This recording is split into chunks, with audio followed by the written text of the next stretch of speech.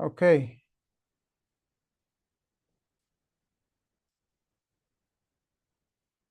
Please confirm if you can see me, and as well if you can also hear me.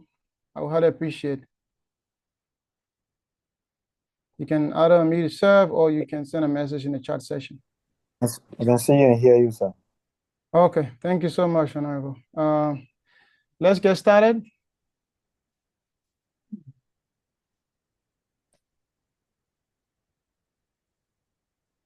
So we're going to take our first item on our agenda. But first, let's read through all of our agenda items, and thereafter we will take a motion. October 4th, 2025, LSUIC first quarter meeting agenda. The first item here is the meeting being called to order. So officially, the meeting is hereby called to order. And we'll now move to the next item that have to do with reading and adoption of the meeting agenda. The reading and adoption of the meeting agenda. That will be done by the National Secretary General, Honorable C. Nathaniel Woody II. If you're All there. right. Am I being heard? Yes, we can hear you. All right, so strictly into the reading of the agenda for today. We have a call to order, which has been done by the national president, and the second item, which I'm currently doing, and the third item on this agenda is opening prayer, and that will be done by the national chaplain general, Honorable Michelle Vampet, and the fourth item on this agenda is recognition and welcome statement that will be done by the National Vice President, Honorable Rufin M. Hammer. And then we'll move strictly into business session. On a business session, we got the administering of the oath of office for all appointed officials. And that administration will be done by Honorable Duke Seneo Kura, who is the head of the Judiciary Board. And the next is the report from the Council of Coordinator, and that will be done by the COC1, who is the Senior Coordinator, Honorable Tyler Wechie. And then we move to the next reporting, which will be done by the National Executive Committee, first starting with the National Secretary, Honorable C. Nathaniel Woolley II, and the National Financial Secretary, Honorable Noah D. Mason, and then the National President, Honorable Orlando T. Blow. And then we have any other business and remarks. So, Mr. President, having read this agenda, I turn over the session to you to call for a motion of adoption to this agenda for today. All right, thank you so much, Honorable National Secretary General.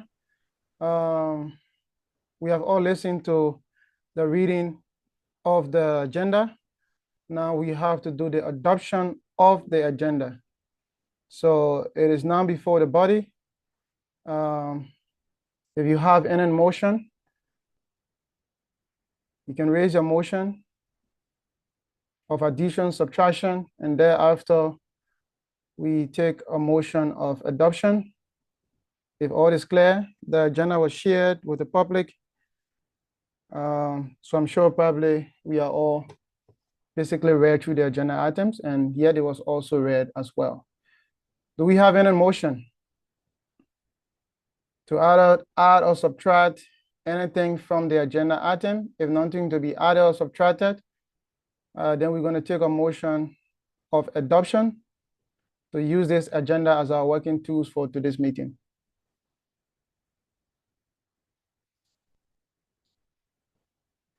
If you are there, you can just unmute yourself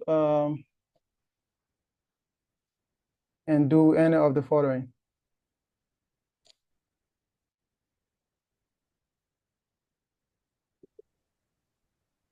Good evening. Good evening. Hello.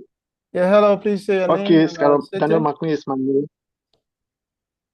Yeah, Scarlett Daniel McNeil is my name, and I do join you from Guangzhou, but I'm residing in Nani City. So having here the agenda for our discussion tonight, and I move if I can obtain a second that the agenda placed before us tonight or this evening, we can get into business and we can use it as our working tools for today. Okay, so you have been moved and then second to the motion. You have been Hello, sir. moved. Good evening. Good evening. Say your name and your city. I'm Ibrahim Dixon, residing in Shanghai. Second emotion Okay, so to I've been, this agenda. thank you, Honorable. It has been moved and seconded. Moved by Honorable Daniel McLean Togba and seconded by Honorable Abraham Dixon of Shanghai. So let's move on. The next item is the opening prayer. That will be done by the National Chaplain General, Honorable Michel Van Pelt. Honorable Van Pelt, you can go ahead. Good evening, everyone. Good evening, Honorable. Let us bow quickly. Excuse me. Father, we thank you for this wonderful opportunity you have given us to gather on this platform in your name.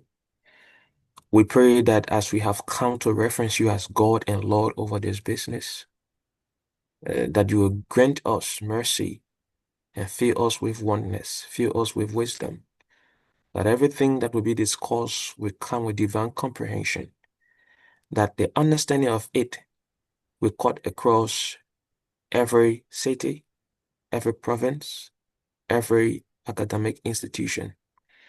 We pray, Lord Jesus, for peace, unity to prevail among us.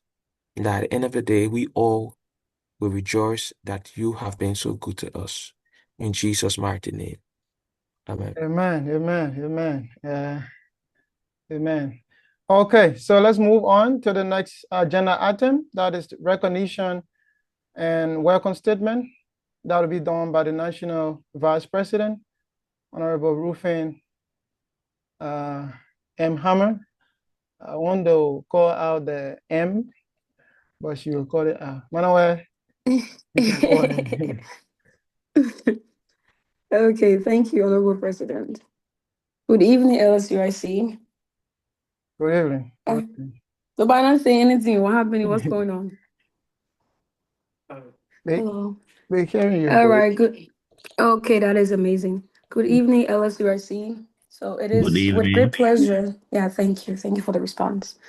It is with great pleasure that I stand on this our visual podium to welcome all of us as your National Vice President. And I'd like to say today is a very significant because this is where we get to brief the entire student body on how far we've come as an organization as relates to our first quarter for this fiscal year 2025-2026. And this is where we are going to reflect on our accomplishment, the challenges so far, as well as the way forwards. So before moving forward, I would also like to extend a heartfelt welcome to each and every one of you. Your presence on this platform means a lot, and it underscores your commitment to our community, LSUIC. And I would also like to say that in union, success is sure. So even as each of these officers that are going to be reporting reports these different reports to us, I ask that you pay attention where you have your questions, inquiries, concerns. You can raise them as they will have the time for questioning to just clarify on anywhere you might have doubts or you are not so sure about the figures or the reports. You can ask your questions, and I'm very sure the responses will be provided tonight. So once again, thank you. And for those who have not yet joined, for those of us who are already here, let's still keep reminding our other people to join the platform so that at least during the time the officers are about to report, at least we can be about 40, 50 here on the platform, which is going to be a lot more better. So once again, fellow LSURC scholars, veterans, your reporting officers, thank you. All right. Thank you so much, Honorable National Vice President. Let's move into the business discussion or business session.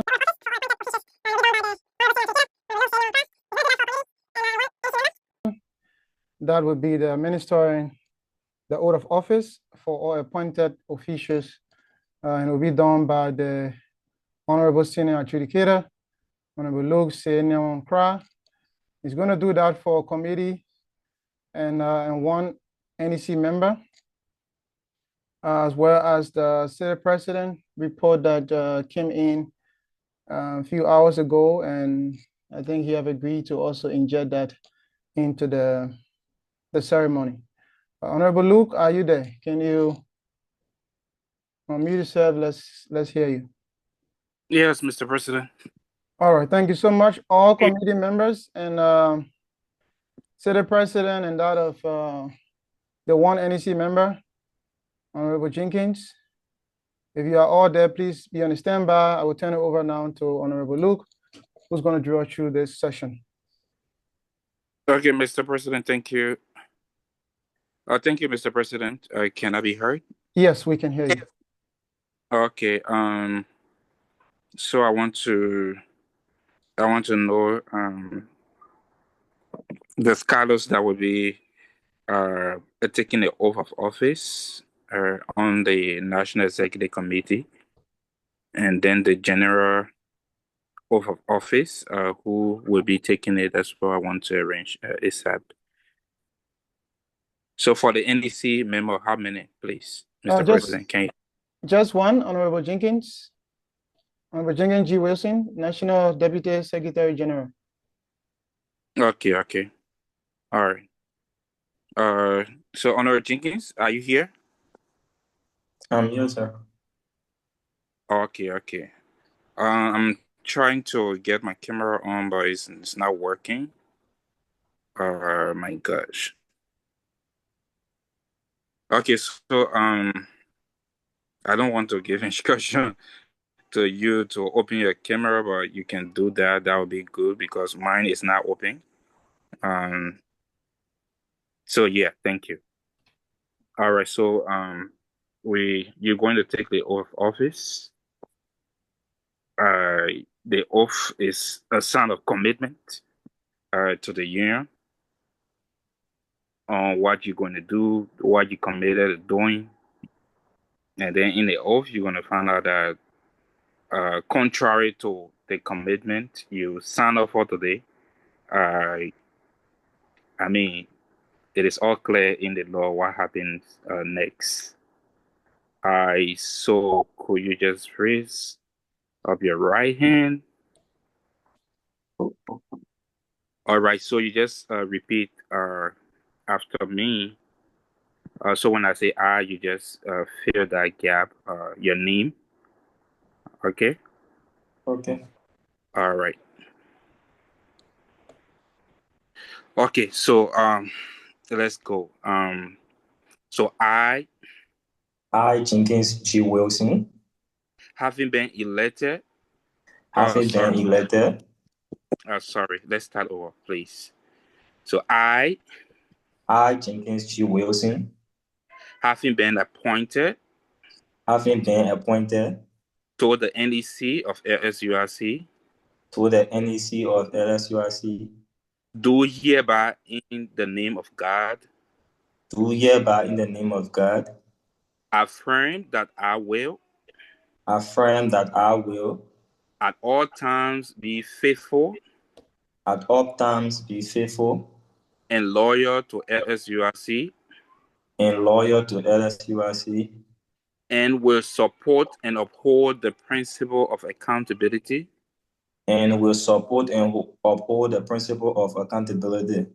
financially and otherwise, and seek the welfare of LSUIC. I follow solemnly affirm that should I at any time break this oath of office, I shall submit myself to the dictate of LSUIC Constitution I shall submit myself to the dictate of LSUIC Constitution and suffer the penalty thereof. and suffer the penalty thereof. So help me God. So help me God. Congratulations, Honorable Jenkins G. Wilson. Go and serve well. Thank you, sir. All right. So the general oath will be taken by the Senate presidents and other committee members. So, Mr. President, you want to call that name for me, please? Yeah, I can help you with that. So from what you received, the next committee up should be the Program and Planning Committee. So that would be Helen G. Kwa, Songa Prince, Linda Tricia Carr, Regina George Cycle, Eugene Silonte Bono, Asilia Sloda Wisa, Mana Destiny Blah, Inja Bati, and Lydia T. Penna, all honorables in parentheses before your homing content. Yeah, so that's the Planning and Program Committee. If you are all there, please unmute yourself, open up your cameras, and maybe we can get acknowledgement from the chair and co-chair, Honorable Mana Blah and Honorable Lydia T. Penna. I'm here. Okay. So, let us know if everyone is here. Helena, are you here? Helena, Skylar Helena. Helen, are you Yes, here? I'm here. It's Helen. Skylar Songo Prince. Are you here? Following. Okay. Scholar Nina, are you here?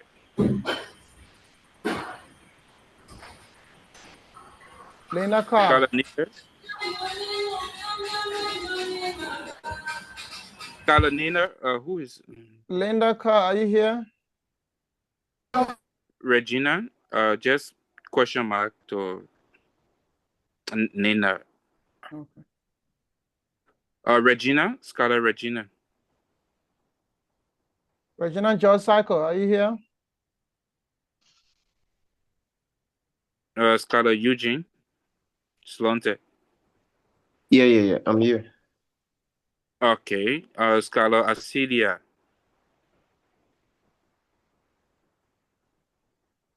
Scholar Asilia. I see that as we say, are you here?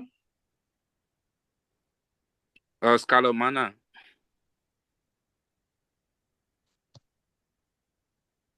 Manon Destiny Blah, are you here? Scholar Bati India.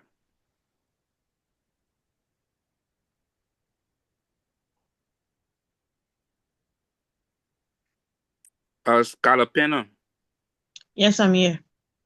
All right, so we have Scholar Quia, Scholar Songo, Scholar Penna. So we have Eugene. three. We have Eugene as well. Okay, Eugene. Okay, so we have four members of the PPC here about to take the oath. All right, so if it is actually convenient for you, kindly open your camera and you all raise your hand. And then but if your background is really not good, we just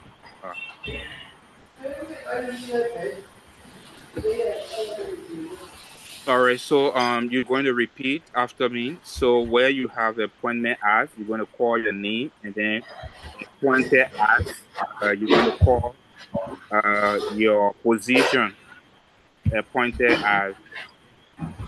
If you are a member of the PPC, you just say that. If you are chairperson of the PPC, you also just say that as well. Is that okay? Yes, sir. Yes. All right, so let's get it going. So this is the general oath of office of LSUIC. So I I, Lady Penna. I, Eugene Slaughter Bono. I, Helen Ben, G. Kuya. having been appointed as Having been appointed as the Having co-chair been for appointed the Prudent Study Committee. as a member of the PPC, do hereby in the name of God do hereby in the do name of hereby God in the name of God, solemnly affirm that I will solemnly solemnly that affirm I will I will at all times faithfully and truly serve LSUIC at at all all times times faithfully faithfully and and truly truly serve serve LSUIC, LSUIC, that I will support and uphold the principle of accountability that I that will I will support support and and uphold the uphold principle of the principle accountability of accountability financially and otherwise and seek the welfare of LSUIC. financially financially, and otherwise otherwise, and to seek seek the the welfare of welfare of LSUIC. LSUIC. I follow solemnly affirm I further solemnly Further affirm solemnly affirm that should I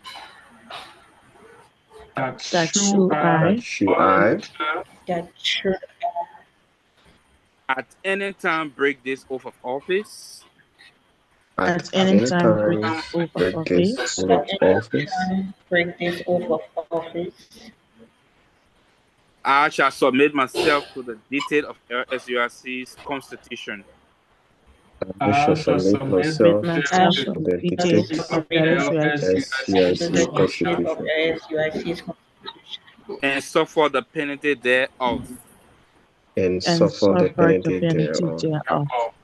So help me God. So So help help me me God. God. Congratulations to you, Carlos, Helena, Songo, Eugene, and the chairperson, Lady T. Pena. Congratulations to you all. Go and serve LSURC well. May God bless you. Amen. So up next is the audit Thank committee. you. Okay. Audit committee members, please, if you are there, just unmute yourself. That's Robert Bole Kaba and Craig C. Henry, Kesely Tuare Moba, and Nook Smith. Nook was added yesterday. Okay. So do we have the full member of the audit committee here? Please, if you're from the audit committee, please unmute yourself. Robert, Honorable Robert, Honorable Craig, Honorable Kesely, Honorable Luke. You said Luke? Yeah, Nook Smith. Okay. So do we have the audit committee members here? Any member from the audit committee, please speak as we go to the next one. Okay, let's go to academic. Yeah, all right. So Excellence. academic excellence, Christian Moba, Quinetta D. Johnson, Edwin Hernan Daulo, Joseph Bill Gideplay, Allington D. Allen Jr., Cujo Joshua A. Any of you present? Do I have Yeah. the A's? Who? The chairperson, Christian? Yes. Okay. Do we have Quinetta? Yes. Okay, good. Do we have Edwin? Yes, Joseph? please. Okay, Edwin is here. Joseph? Joseph? Arlington?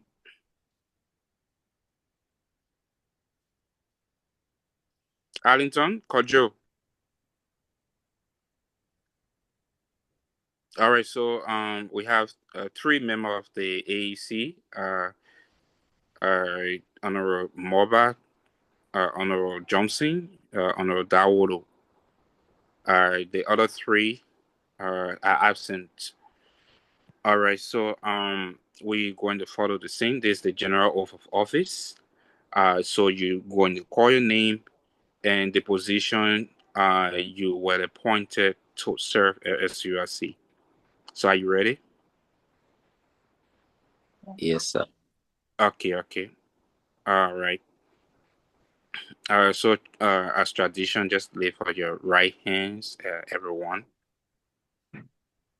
Okay.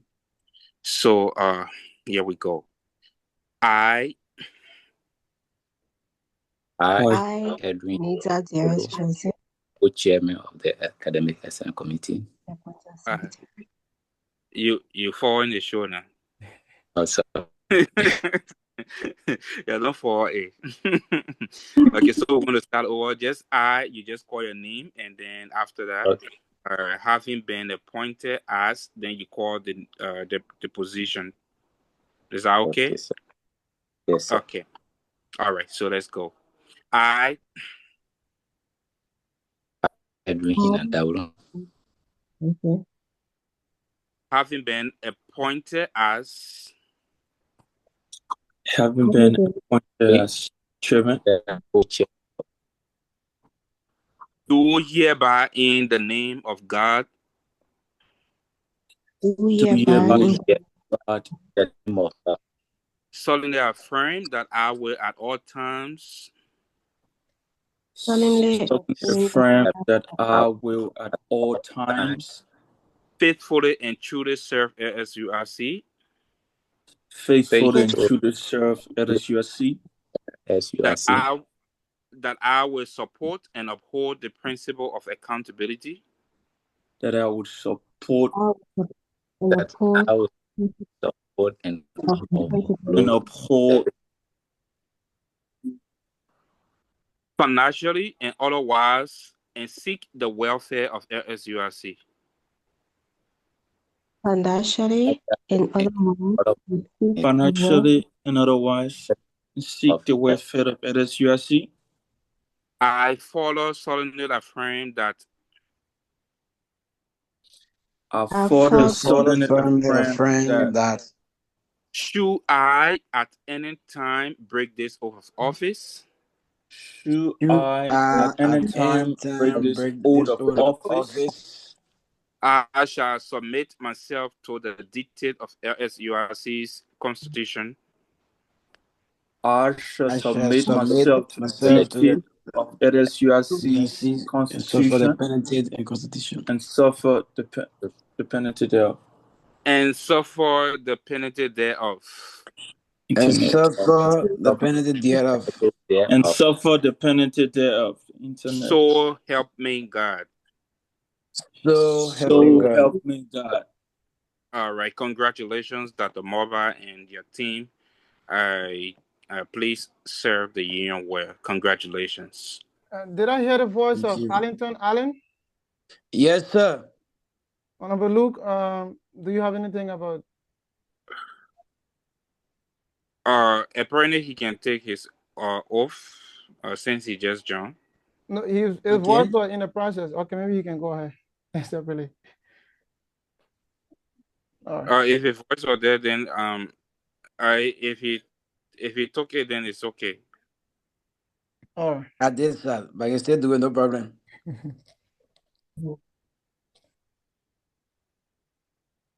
Honorable, way forward. We accept or we redo for him?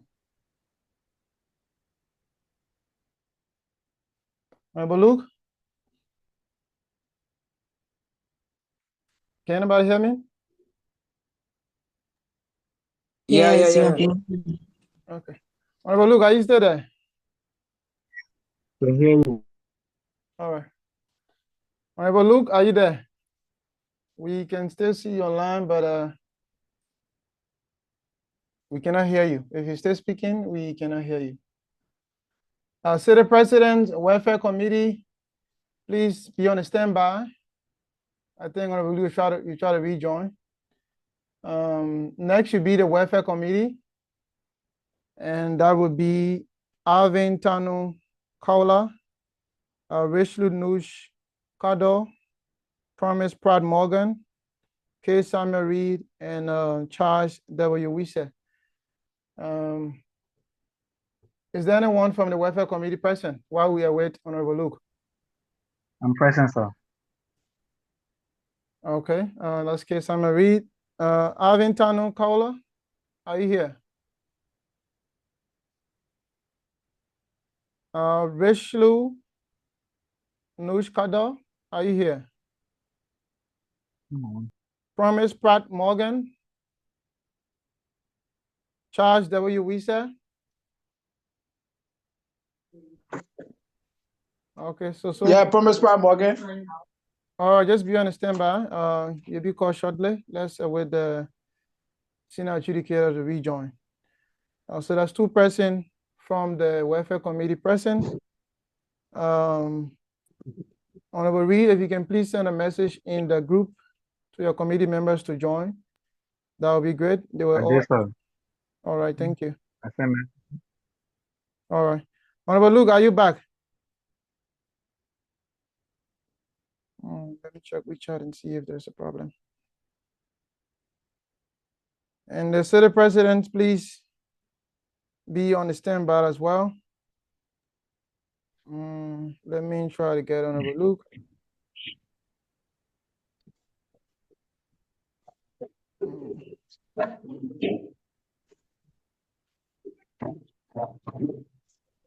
Okay, let's give it a few minutes. If you're just joining us, welcome. This is the first quarter meeting, and we are here at this point in time taking the oath of office for appointed officials of the union.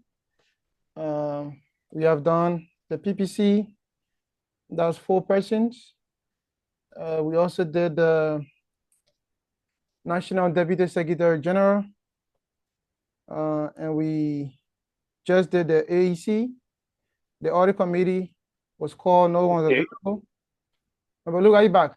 So yeah, I'm back. All right. So we done, right, with the presidents, the city presidents. No, now we are on the welfare committee. Okay, yeah, the welfare. Okay. So is the welfare committee here? I'm sorry for the break. Yeah, I called 2 persons responded. I don't know if others have joined so far, but 2 persons from the welfare committee. Okay. So the audit committee. Oh, sorry, the welfare committee. Are you here? Yes, sir. What? Okay, welfare. All right. So just look on the screen and follow as well. All right. So you're going to call your name, and then where you also hear appointed as, you called your position. Okay. All right. So are you ready? Yeah. Okay. So I.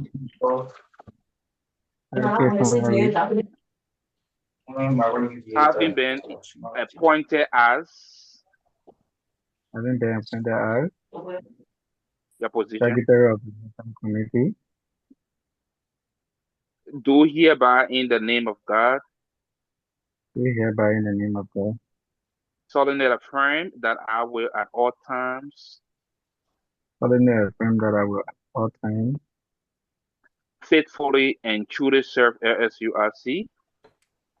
Faithfully and truly serve LSUIC. That I will support and uphold the principle of accountability. And I will support and uphold the principle of accountability. Financially and otherwise. Financially and otherwise. And seek the welfare of LSUIC. And seek the welfare of LSUIC.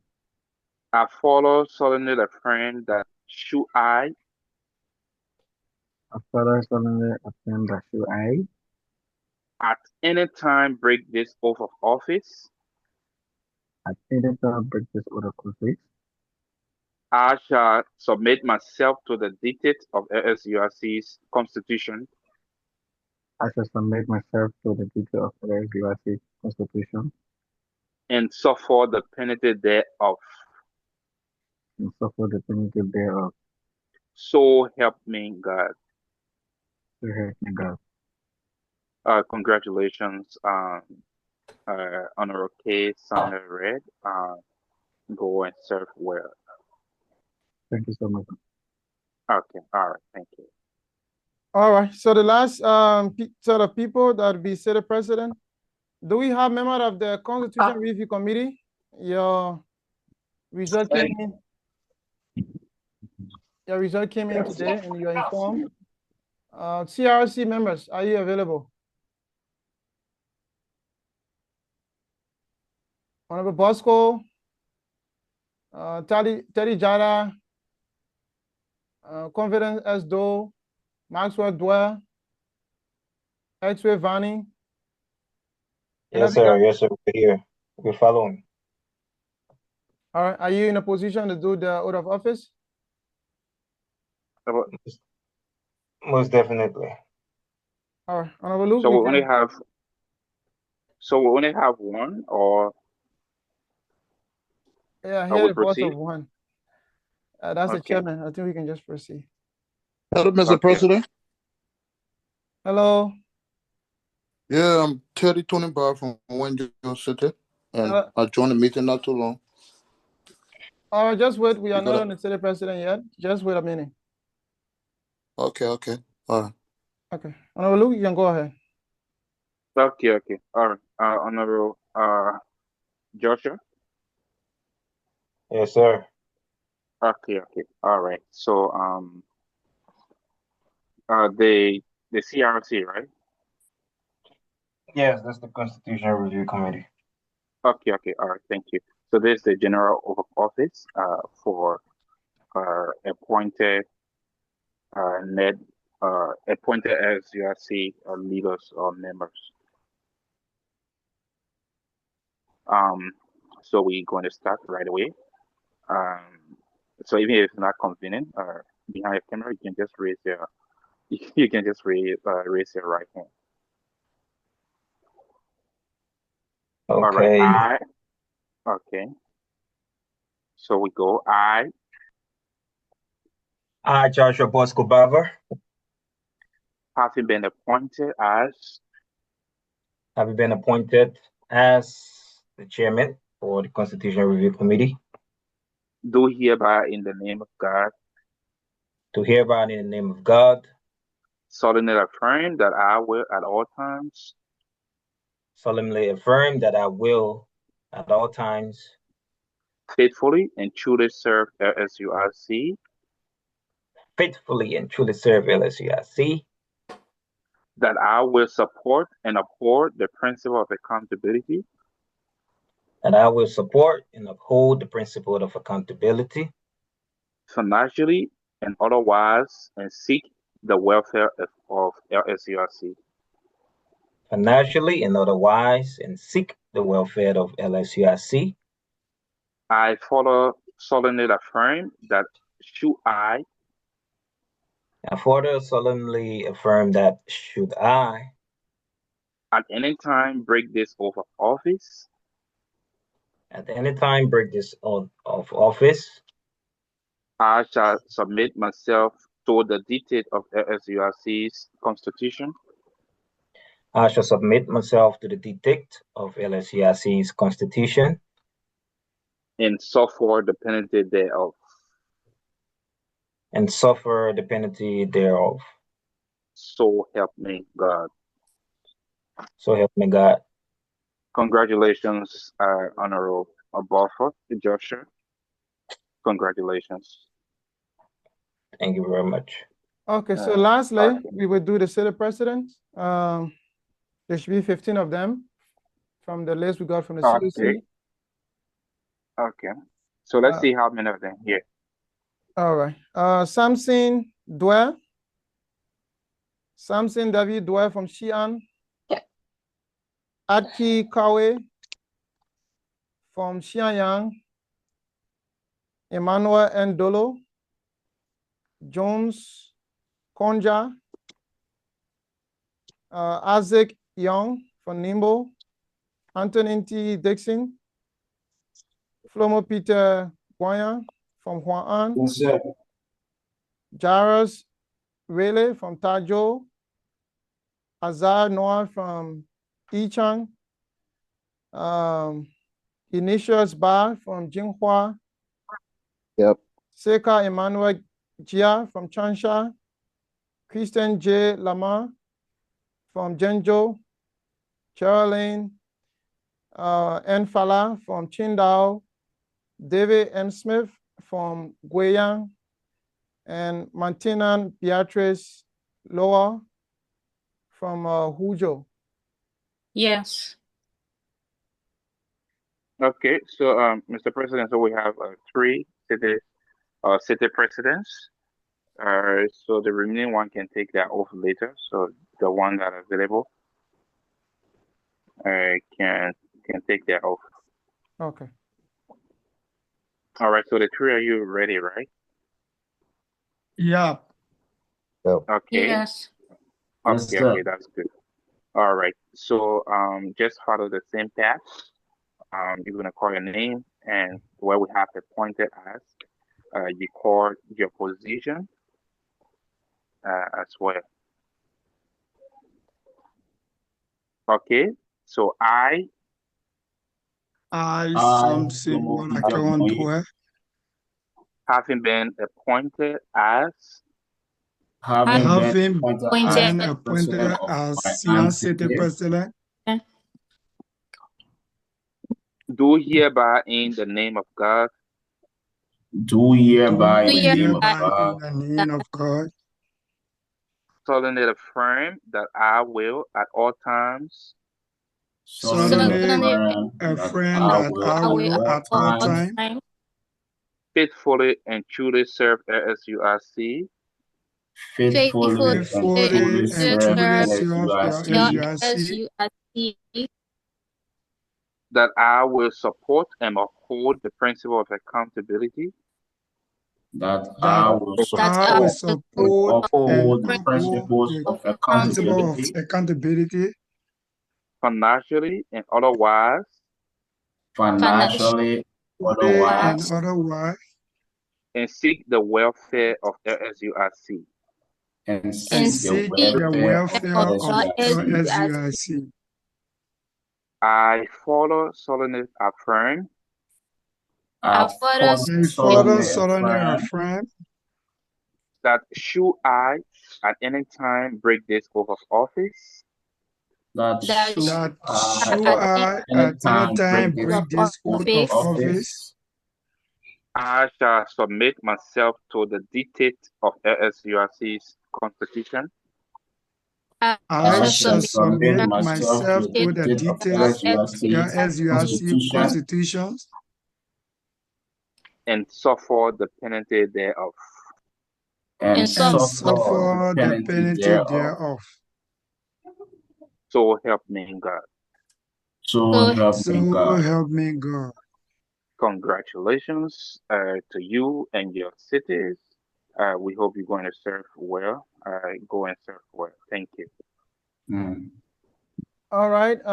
Thank you so much, Honorable Luke.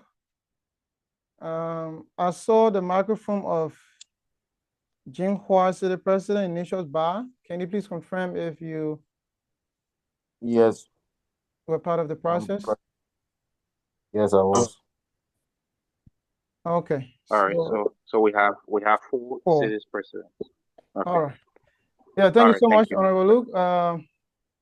We will get back to you once we have them, probably on another time. Okay. Not today. Okay, Mr. President. All right, thank you, sir. All right, so that was the senior adjudicator of LSUIC Courthouse.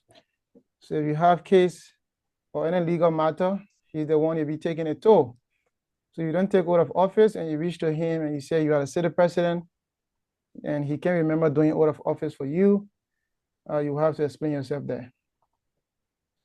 Okay, let's move to the next part. Honorable Cheeseman, are you here? Viola H. Cheeseman? Are you on the call? Honorable Viola H. Cheeseman? she should also take oath of office for the judiciary board. We need 2 persons on that board, and she should be joining them as the first female on that board. All right, she's not available. Let's move to the report from the Council of Coordinators. That will be done by the senior coordinator, Honorable Tyler Bachie. Honorable Chair, are you there? Report from the Council of Coordinators. Yes, sir, I'm here. All right, I'm going to stop sharing and then you can take it over from here.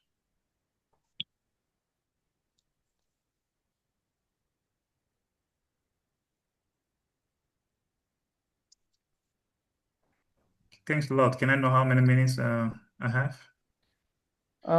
From the agenda item, you should go for 30 minutes. You can say All finish right, let's see. before that time. That would be good. How best I can do that on the 30 minutes. Can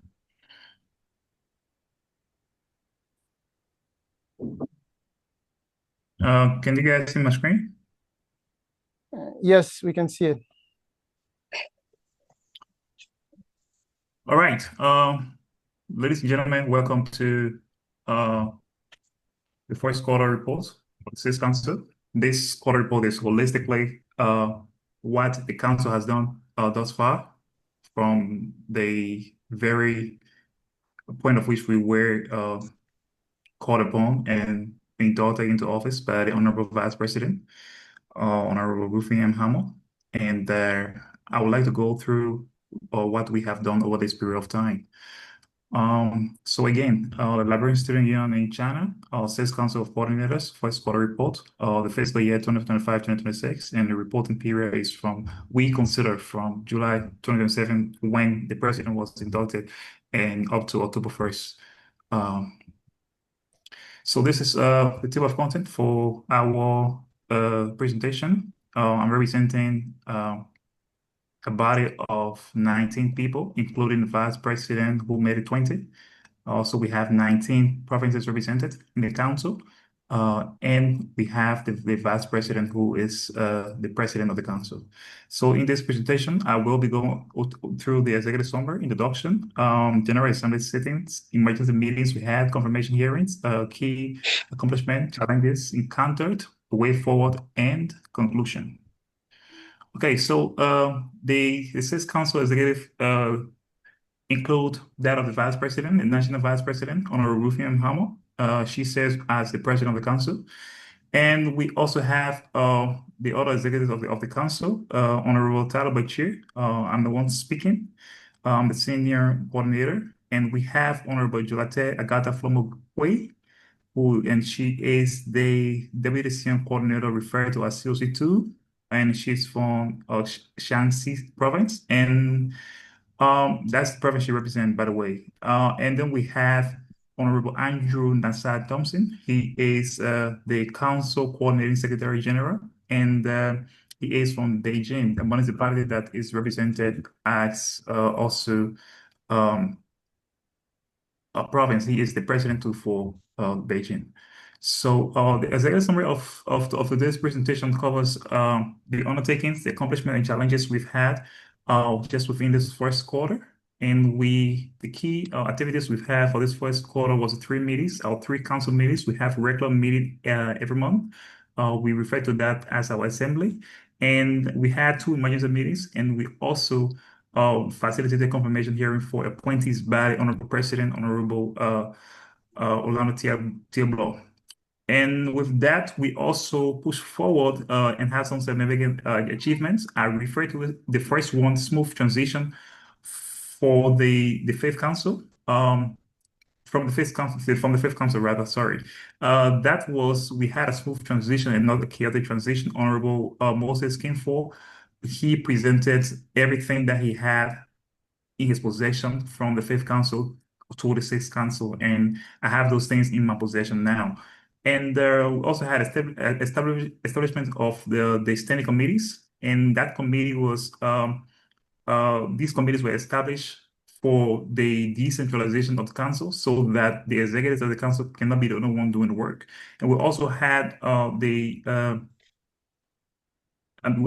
policy discussions where we discussed some policies that will govern the council as well as councils to come. And we also had the near completion of the confirmation processes. So we have gone 98% into that process, and we only have 2% left.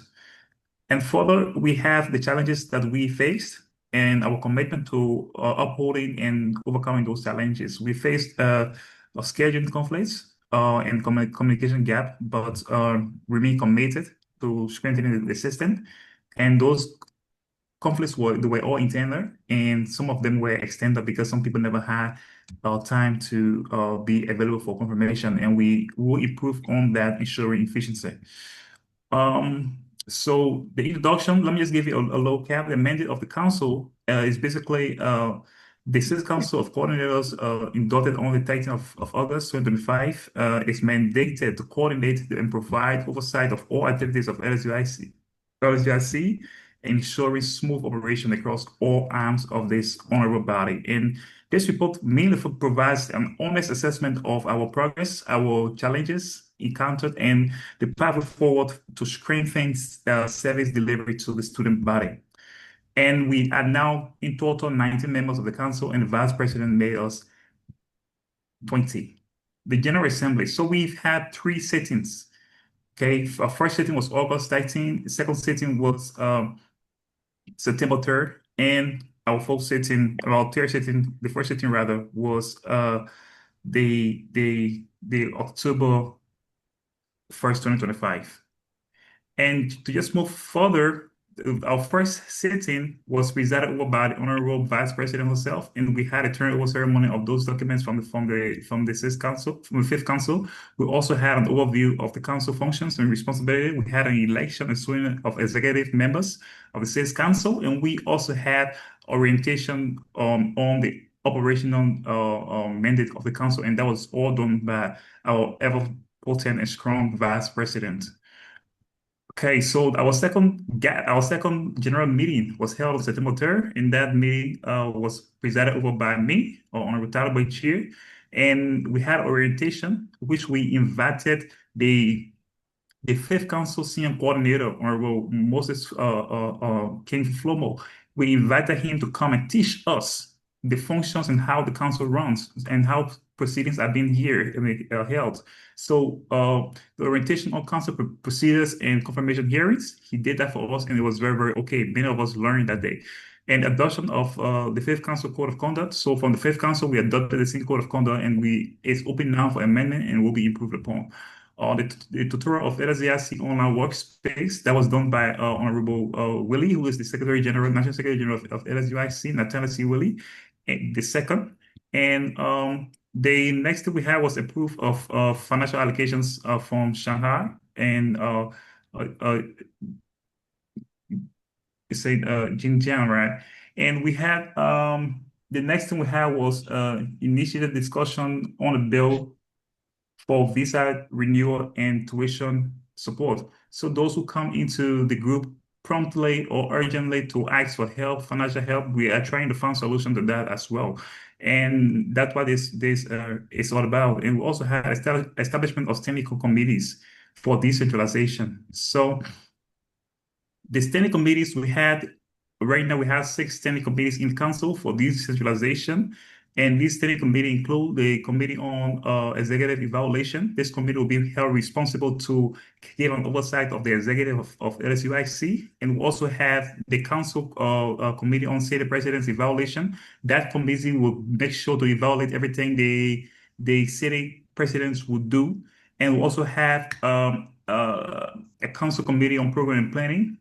Evaluation. They will oversee the evaluation of the program planning committee, and we'll also have the committee on audit and constitutional evaluation, and they will also be held responsible for evaluating the audit committee and the constitutional review committee. And we'll also have the council committees on welfare and welfare evaluation. They will be responsible to evaluate and give an oversight to the welfare committee of LSUIC, and we also have academic excellence committee.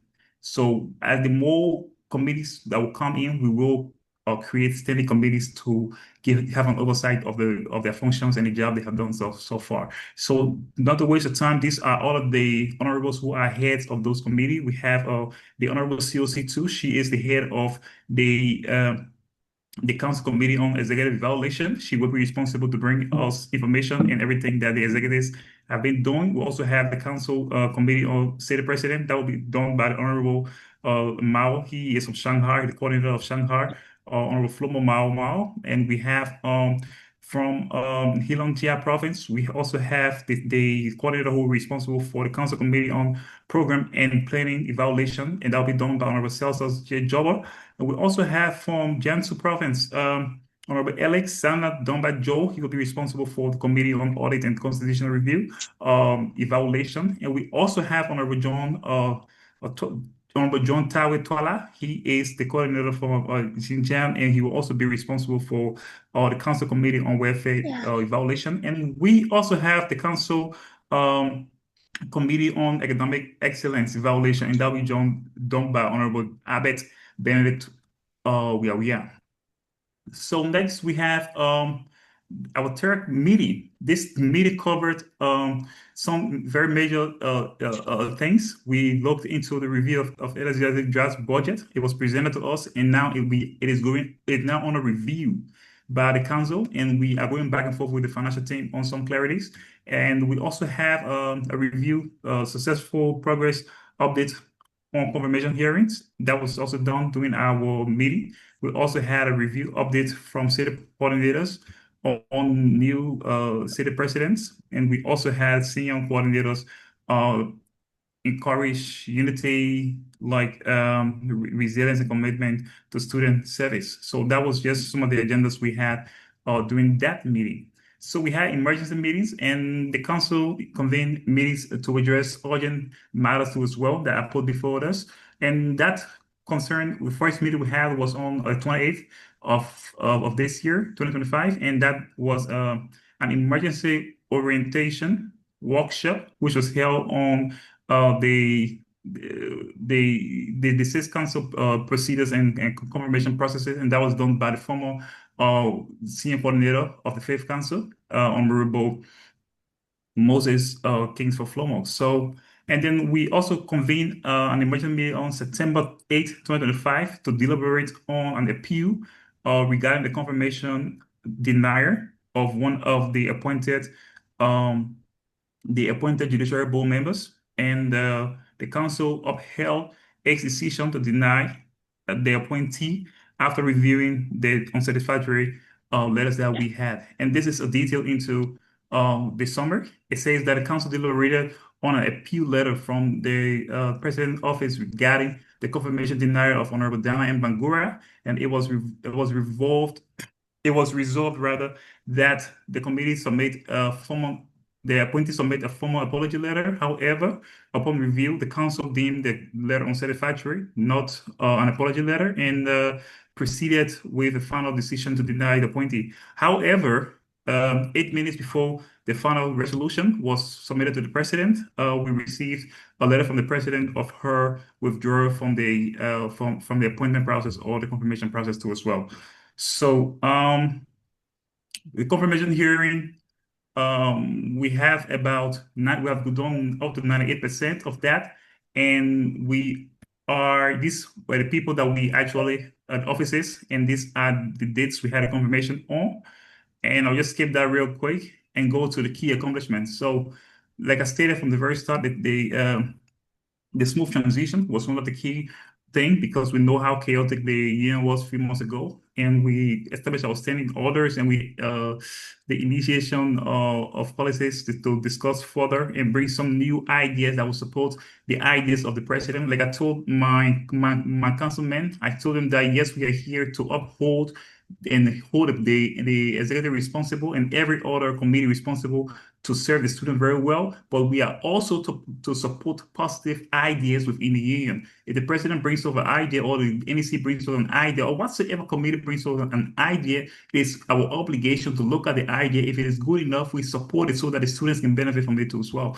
So, and we follow launch state level coordination to build strong local leadership, and At that time, it was 90%, but now we have done 98%, and I did not update it. So we also have active engagement with LSUIC national leadership on budget and operations. So far, so good. The challenges we encounter rather is scheduling conflicts. I have gone over that. Communication gaps. I have gone over that. And non-compliance for members who did not comply with the confirmation hearing. We have rescheduled a time for them to be confirmed because we want everybody to serve. And once they give an excuse, or if it was internal or extended, they will have the chance to be rescheduled. And the budget transparency, we uphold the issue of budget transparency. We reviewed the budget during our last meeting. We found some issues with it. So we wrote to the current financial Secretary General that he should please, give us some clarity, and he has upheld that. He will be giving us some clarity on the issue that we requested for. And then after that, when we deem it necessary to summon him for interpretation of the budget, he will come to our call. And way forward for the council. Now, after this period of putting in confirmations and leadership structures and everything, that our next step now is to monitor and see how all of these committees and everybody will do. So, and see the work forward. So the reschedule of the hearing, we will do that. Improve communication, we will do that. Ensure financial accountability, we will do that with the secretary of with the Financial Secretary General. We will do that. And we will make sure that the budget is clearly stated for everybody to understand that this budget. No, tango thing will be, no big words or big terms will be in the budget, because we want that if anybody can read the budget, let it read it to their understanding. And we also want to uphold and promote capacity building. So every organization or every committee head that promised us during the confirmation that they will run this program and run that program for student benefit, they must run those programs. If you don't run the program, we have the right to record your confirmation. And I told the president very clear that the sales council is not here to joke. We will record your confirmation and find somebody else to do the job if you don't want to do it. And then we want to foster inclusive leadership too as well. So ensuring fair opportunities for students across all provinces to engage in LSUIC leadership. So we don't want this leadership to be a glow in the dark or a secret society. Every document that belongs to the student will be pulled out. If the president or the NEC refuse to pull out certain documents, they will be called by the council to ask them why the document cannot be released. And if they give a reason that is good, we will accept it. If they give a reason that is not good, they will be held responsible for supplying students the information that they need. No more keeping things in the dark. So, and lastly, I would like to say on a conclusion, the first quarter was marked by significant progress in leadership transition, committees for formation, and policy deliberation. Despite challenges rather, the council has shown resilience and commitment to its mandate. So for moving into the second quarter, they will focus. The focus will be on consolidating leadership structure, addressing financial transparency, and ensuring communication to ensure LSUIC remains strong, credible, and efficient body for all. But the next step is that the next time you come here for the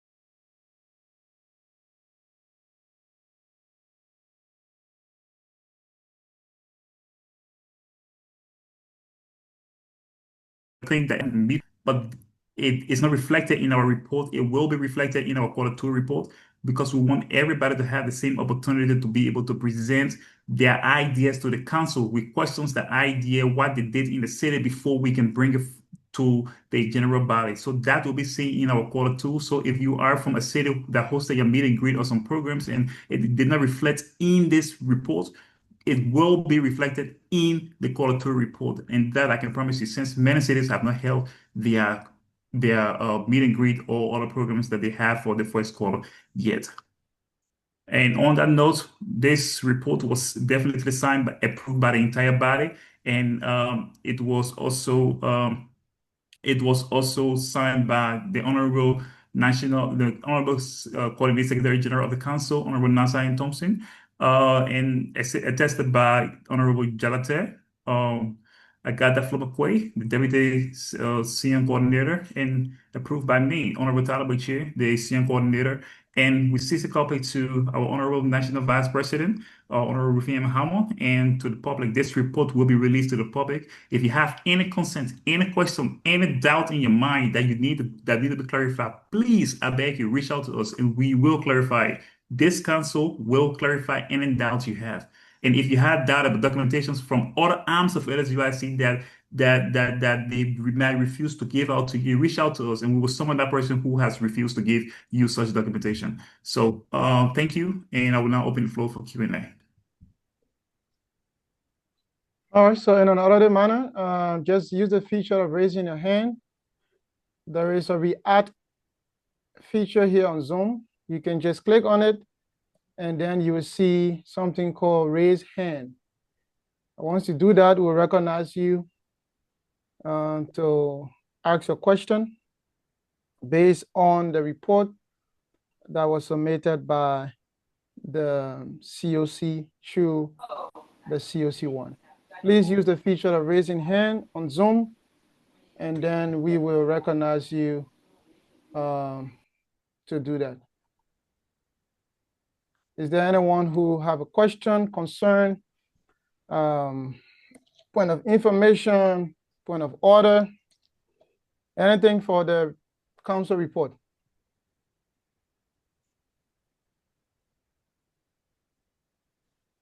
If you're just joining us, welcome. This is the first quarter meeting of the Liberian Student Union in China, where we provide updates on everything that have happened within the first quarter of the leadership year.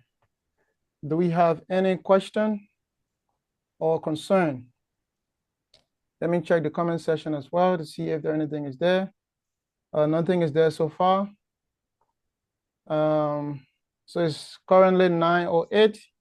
By 9:10, if we don't have anyone raising their hand or sending a question in the chat session, we will allow the COC through the office of the COC1 to go back to his visual seat. Okay, I still see no hand. Let's wait one more minute. In 1 minute, if we don't get in hand, then COC1, you will be out. Okay, we have the hand of Honorable Celsius from Heilongjiang, coordinator of Heilongjiang province. You can go ahead, Honorable Celsius. Okay, sir. Thank you, Honorable, for the recognition. So the name is Celsius Jobo. I'm the coordinator of Heilongjiang province. It's not really a question, but just a comment. Thank you, Honorable COC1, for that splendid report. That was a play-to-play description of what we did in the first quarter. Thank you very much. You have been hardworking as COC1 and the entire leadership of the council. And all council members have done very well. I think that's just the beginning. As council member, we have to do our best as we did in the first quarter. So that should be a beginning that we put our belt and go in the second quarter so that we can work for the Liberian students for the betterment of leadership. Thank you very much. All right, so we will now take a motion for the report to be once more open for questioning. We see no hand, but then since we take a comment, for the record, let's take a motion for the report to be open for questioning. Let me stop this guy video. So we will take it up for a minute. A motion for the report to be open for questioning. If we still don't get anything and everyone is satisfied with the COC report, then we'll have to let the COC1 go and take the next reporting officer.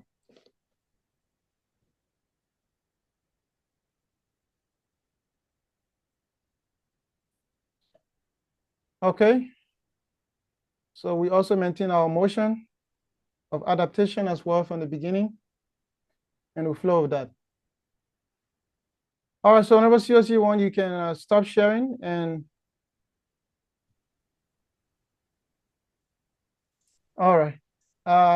You can stop sharing and then technically there's no question for the council right now. Honorable, can I just take 30 seconds, please? Yeah, go ahead. Okay, thanks a lot for giving the COC the chance to be very transparent with the student body. And I would like to say thanks to my executive committee. That is my Honorable COC2, Honorable Jalate, Agarakwe Flomokwe rather, and to my executive coordinating Secretary General, Honorable Nasa and Thompson, and to my Honorable Vice President myself, Rufin and Hamo, for the work done. To my entire thing, you guys have it's been fun to work with you guys, and I know we will work in the interest of the students. So thanks a lot for allowing us to give our report. Thank you. Okay, you can stop sharing and then we will, instead of sharing the agenda again and removing it, our next reporting officer will be the National Secretary General, reporting on behalf of the National Secretariat. That will also include reports from every other city and every other thing that's been happening as it relates to LSUIC. Honorable C. Nathaniel Willie II, if you are there, please unmute yourself and share your screen if you will be sharing the screen. All right. Thank you, Mr. President. Am I being heard? Yes, we can hear you. If you are sharing, we cannot see your screen. Yes, I'm about to start sharing.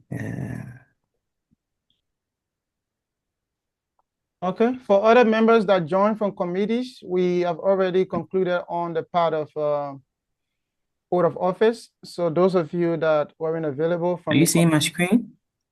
Yeah, it's coming up. Oh, not okay. Yeah, it's up now. Yeah, so some of you that just joined and still hoping of the oath of office, we have already done with that part. There will be a different meeting schedule for all of you that miss, so that you can take your oath of office. All right, Honorable National Secretary General, you can now go ahead. All right. Thank you, Mr. President. Am I clear? Am I really clear? Yes, you are clear. All right. Thank you for the opportunity once again, and good evening, LSUIC. So before I proceed, I would like to once again express my thanks and appreciation to the union for the opportunity given me to serve as the National Secretary General for the fiscal year 2025 and 2026. So today we will be running through our first quarterly report that covers from the period of July 26, 2025 to September 2025. So meet the members of the National Secretariat: C. Nathaniel Woody II, Honorable Jenkins Wilson, Honorable Dixon from Shanghai, Honorable Kim Kai from Changzhou, Honorable Jupeman from Suzhou, Honorable Viney from Jinai, Honorable Bunov from Wuhan, Honorable Jalo from Suzhou, Honorable Weefor, Honorable Harris, and Honorable Mambuk. So today our presentation will cover key areas. The full report will be provided with comprehensive details regarding our workings from the period of the 3 months that we will be presenting. This is just a summary of the comprehensive report. So we'll be focusing on introduction, the quarterly achievements, and our non-quarterly achievements will be basing our focus on two major areas: the cities and that of the National Secretariat. And then we will basically talk about the challenges and that of recommendation. So strictly into our report. This report presents a comprehensive overview of the activities, the achievements, and challenges of the Liberian Student Union in China for the first quarter of 2025-2026 fiscal year, covering the period of July to September 2025. It provides members, veterans, stakeholders with transparent insights into the union's progress since the inception of this leadership.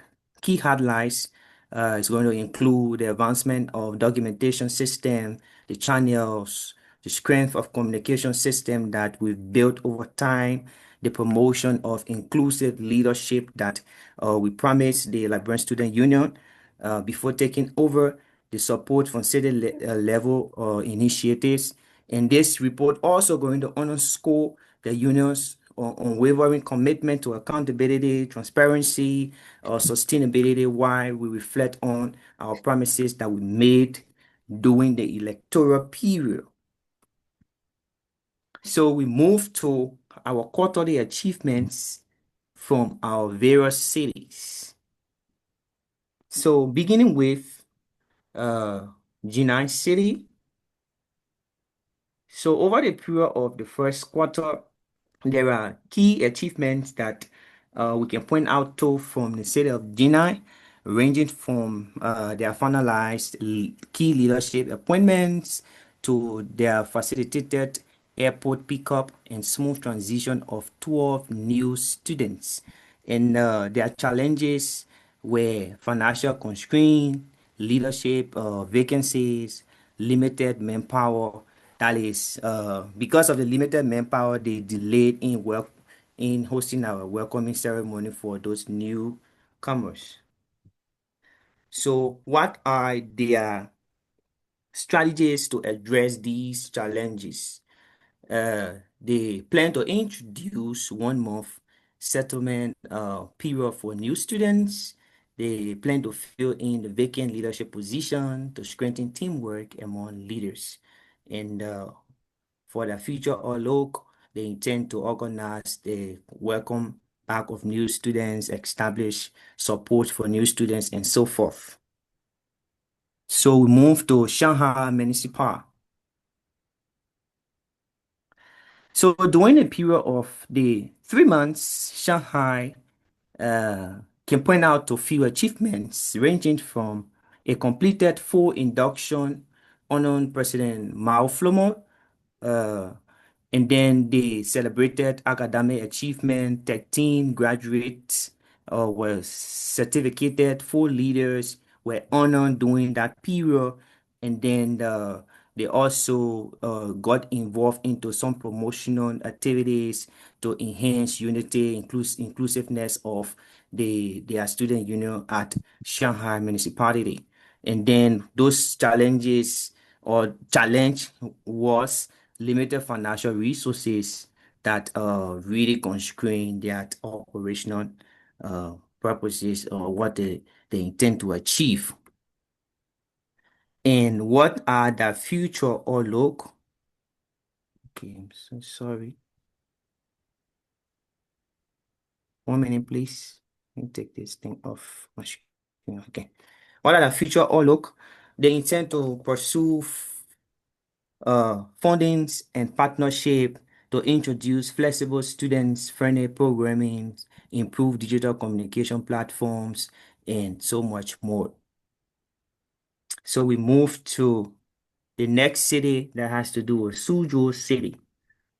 And Suzhou, over the period of the 3 months, they were able to achieve some major leadership structuring and rebranding of the union at the city level, and also introduced a picker service for new students.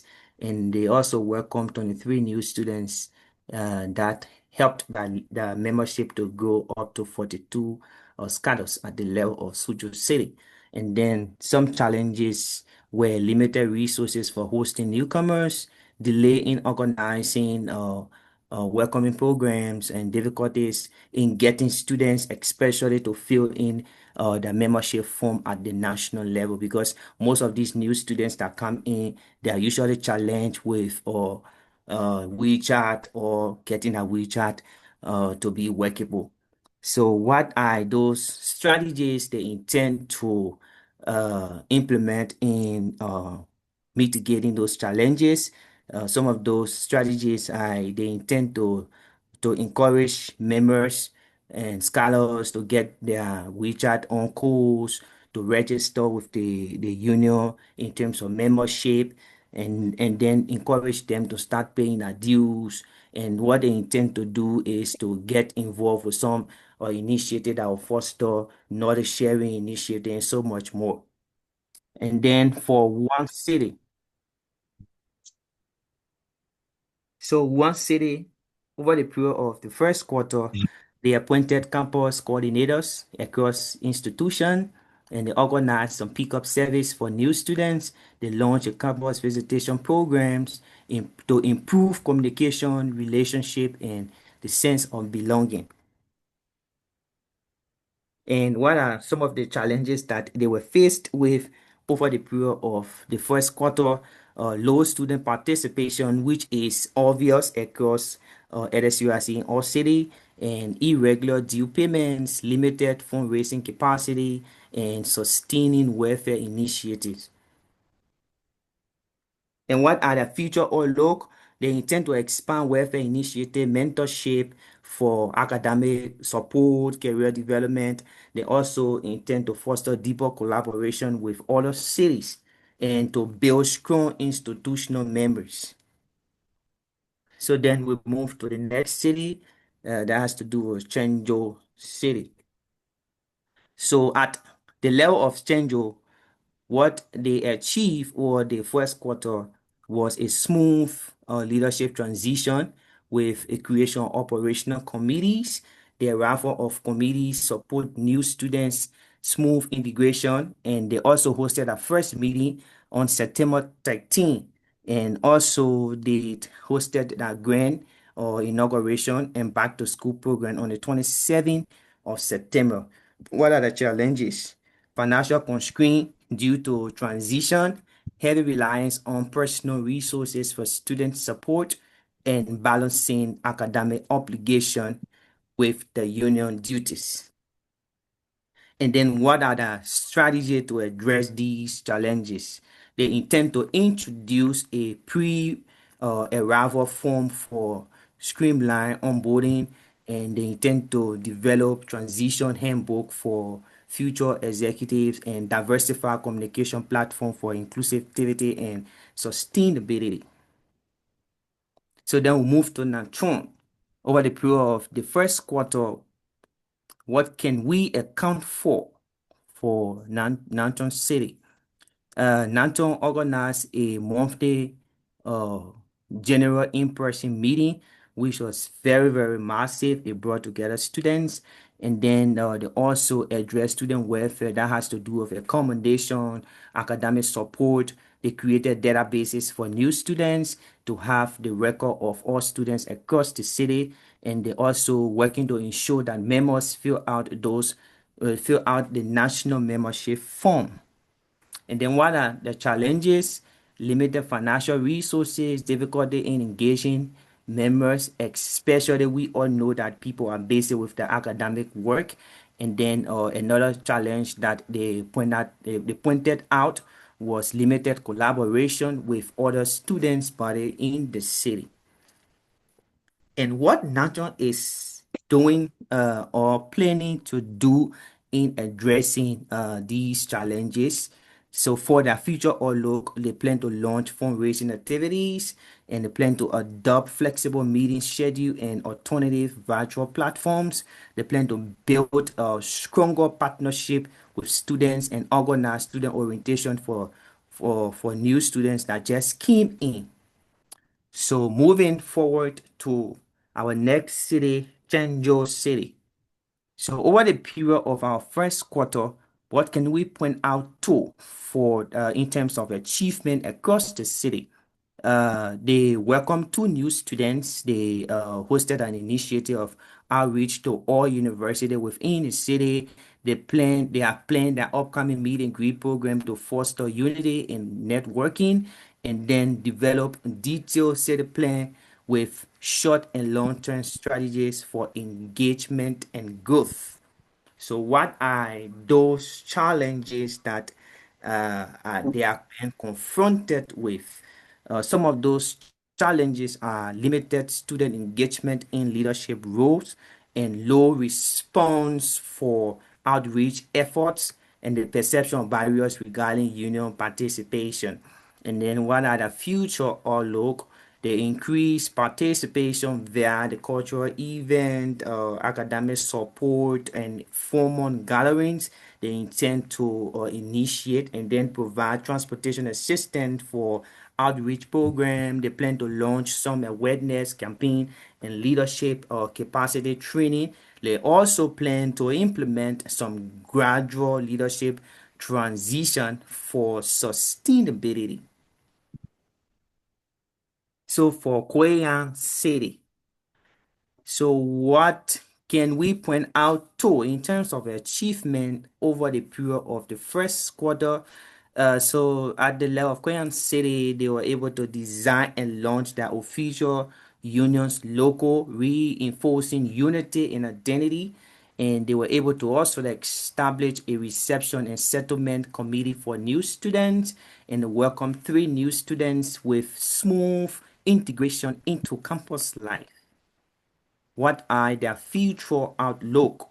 They look forward to continuing personalized support for incoming students. They intend to expand settlement initiative to enhance students' experience and also build a stronger community bound through identity-driven initiative. So for Tajo City, over the period of the first quarter, they were able to establish their official city chapter. I think this is the first of its kind at the level of Tajo City, and then they welcomed 2 new scholars, raising their membership to 7, and they initiated group meetings to introduce LSUIC purpose and vision, and they created initial academic and social support network, and also they set up a communication channel via WeChat and some other formal gatherings. So what are those challenges that they were confronted with over the period of the first quarter? Low membership participation, they mentioned, and then limited awareness of LSUIC mission and benefits, lack of gender diversity, minimal resources as a new chapter. And then what are the future outlook? They plan to organize regular social and educational activities. They plan to launch awareness campaigns and collaboration with other union. And then they plan to introduce incentive and active members, expand membership and promote gender balance. And also they plan to also establish some mentorship program or initiate some mentorship program for sustainability to seek support from the National Executive Committee, since they are a new city in terms of leadership and getting Liberian students under the umbrella of LSUIC. So move to Shenyang City. So over the period of the first quarter, Shenyang was able to achieve some active engagement members through collaborative and community building initiative. They organized a joint retreat with Shaanxi Province, Liberian Student Union. They also strengthened tasks and coordination because of that retreat. And then they hosted sporting activities involving alumni and new students. They promote, and that activity promoted unity, social integration, and wellness. And that particular program also strengthened collective identity and encouraged active participation in the union at the city level. And then what are their future outlook? The plan to build retreat outcome for sustained collaboration with provincial and city, the city union, and then expand sporting and wellness program for stronger student engagement, and also launch more community-driven initiative to deepen unity and participation. And then we move to Qingdao City.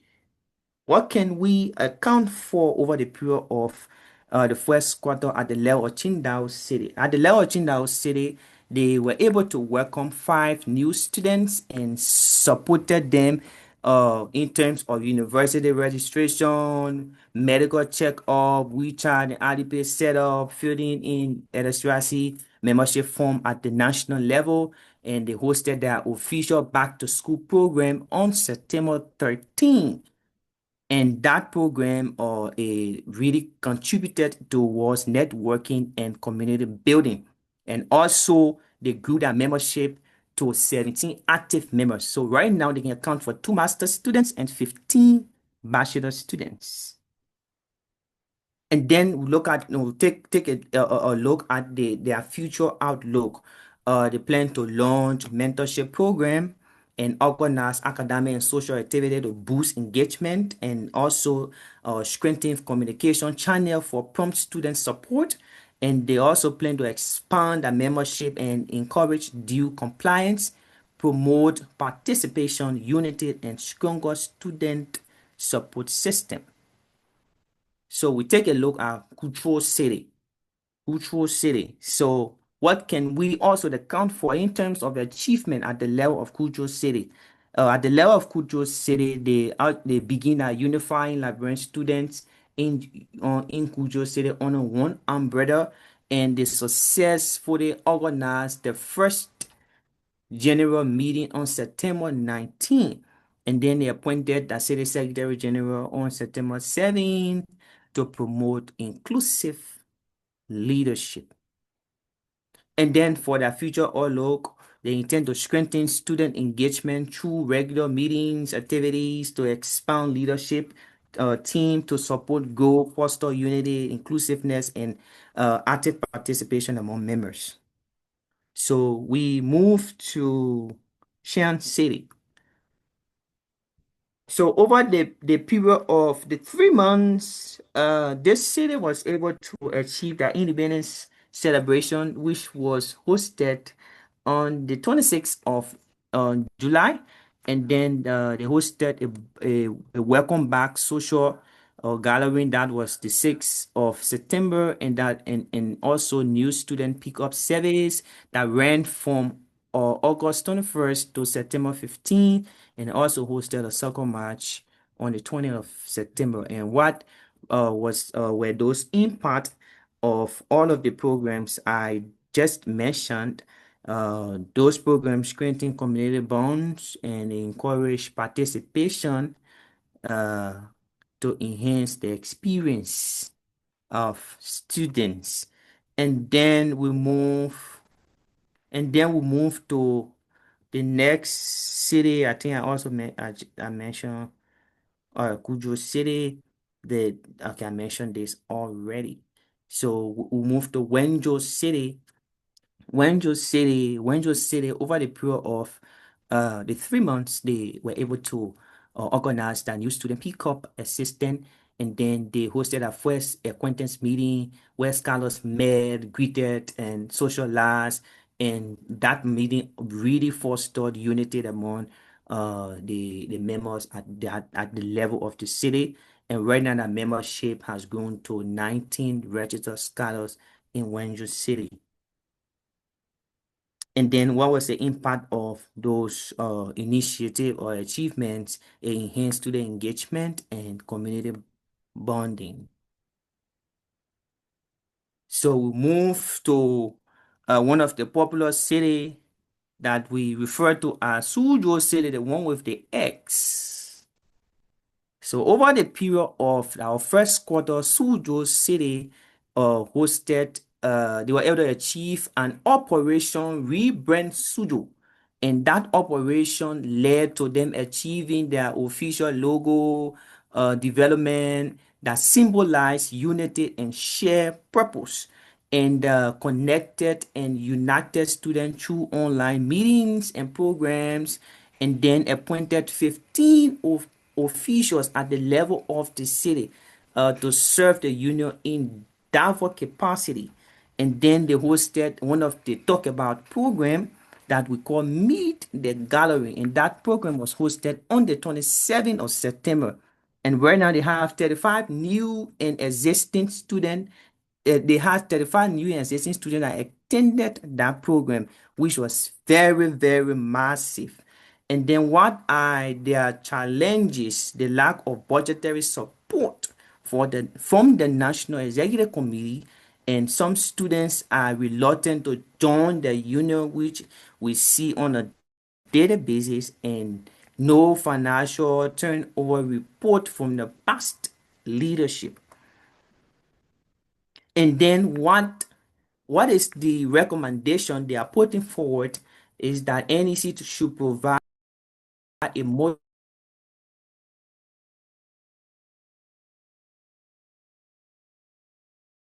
page to Hangzhou City. In Hangzhou City, over the period of the 3 months, they were able to achieve a pickup service for new students, and they ran a comprehensive orientation for those new students.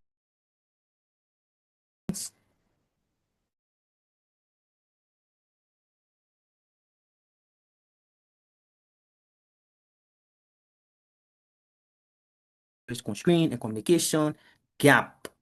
And then what to implement to curtail or mitigate these challenges, to form an interest-based sub-club and introduce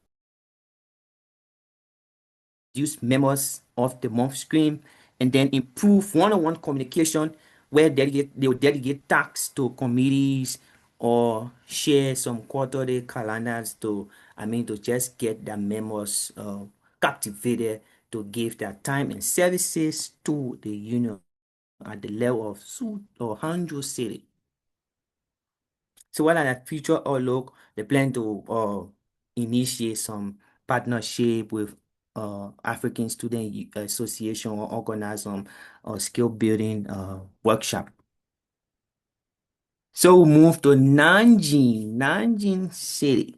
Welcome to Nanjing City. So at the level of Nanjing City, they were able to achieve a new student pickup service, and that initiative assisted students from hotel to railway station, supporting student settlement and ensuring some smooth registration process at various universities and across the city. And they were also able to achieve their city leadership structure, and they established a guide union activities and promote organization. And then what are those key challenges that they were confronted with during the first quarter? Reluctancy from students to participate in union's activities and limited financial resources for transportation.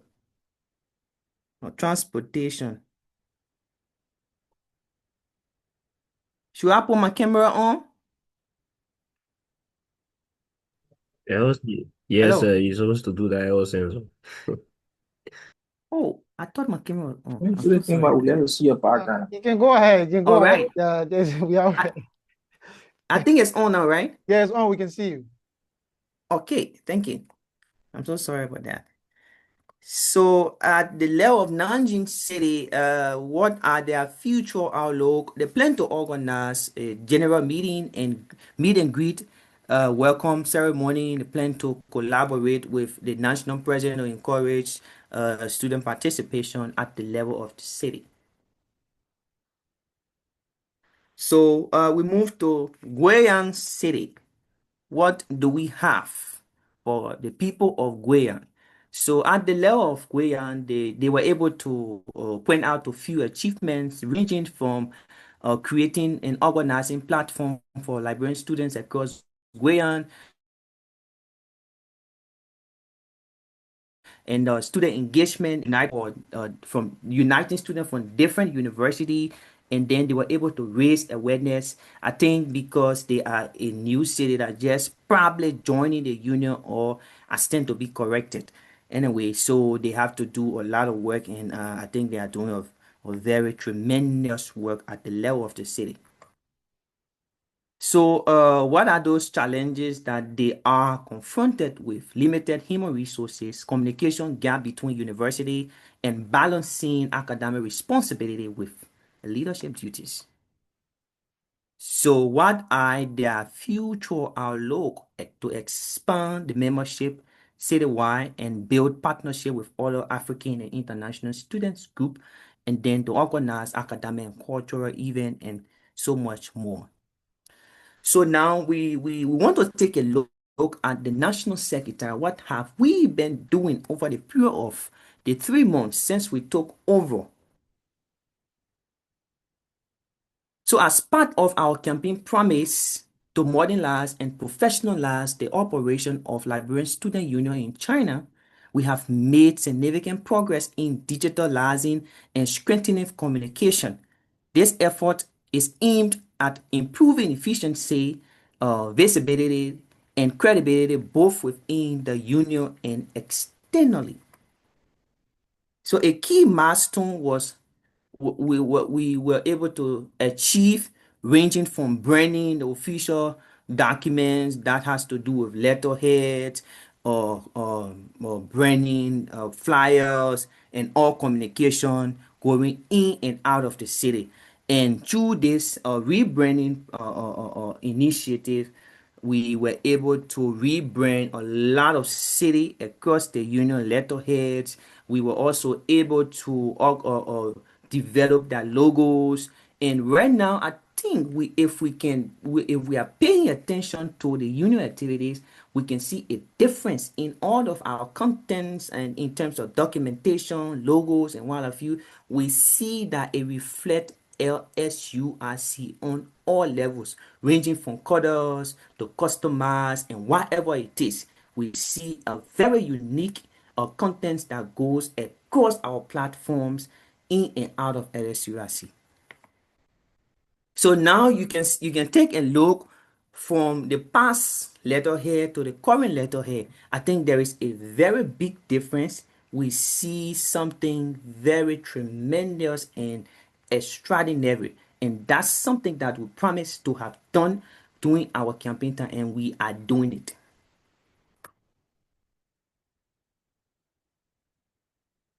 So you can also take a look at some of our branding materials. This branding strategy is intended to actually unify our design framework to standardize our colors, fonts, logos across all national and local branches for consistency and professionalism.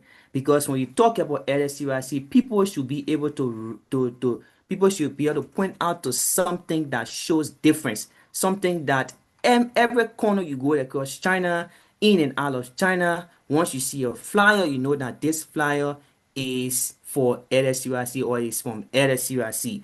We don't want a mix-up color. We don't want something that will not reflect our identity. So over the period of time, we have worked tirelessly. Within just 3 months, we have been able to rebrand. My team and I, we have been able to rebrand the entire contents in and out in terms of communication and whatever it is. And this have also enhanced visibility and engagement. We have rebranded flyer. I think you can see the flyer. You can see the first quarterly report or reporting flyer and compare and contrast. I'm not saying you should compare with whatever it is you want to compare it with, but my intention is to communicate to you that we came with a mandate, and the mandate is to make LSUIC great.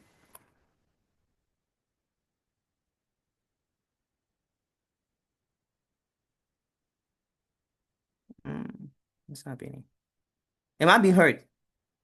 Yes, we can hear you. Just you have limited time. The time is actually. Yeah, I'm wrapping up. And also, in terms of this rebranding initiative, we also rebranded the LSUIC Chronicle, and then we were able to publish a single volume with 2 numbers over the period of our first quarter. I think you can see the difference in the newsletter. Back then, it was referred to as LSUIC in the week, but now we were able to rebrand the name, rebrand the structure. I mean, that shows a single identity. And now when you talk about LSUIC Chronicle, you are seeing something very different extraordinary and tremendous across all platforms. Despite our website, the secretary also been thinking before we took over. We, with the mindset of efficiency and effectiveness, with the mindset of accountability, we thought to think outside the box. What can we do to ensure that all arms of LSUIC can account for the trust that people repose in them? So that led us to creating a platform or introducing a platform that we call ClickUp. This is a project management platform, and this platform now is being used across all arms of LSUIC. You go to the COC, you will hear about or ClickUp. If you go to the secretariat, you hear about the ClickUp. You go to the constitutional committee, you hear about the ClickUp, and pretty soon city presidents and other committees are about to be using ClickUp right now.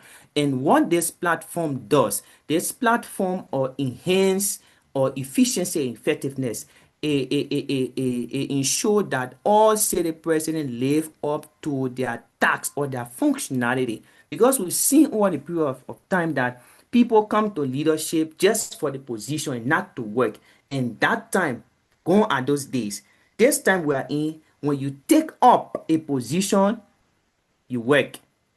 And with your work, it will help to make LSUIC great. So we have introduced a ClickUp platform that the Constitution Committee is using now and COC is using. And we just ran a training for the COC. And then we also did another training for the Constitutional Review Committee and also the Secretary as well. So for communication, what have we done in terms of communication? Over the period of the first quarter, our office has been very busy. We've been having an inflow and outflow of communication.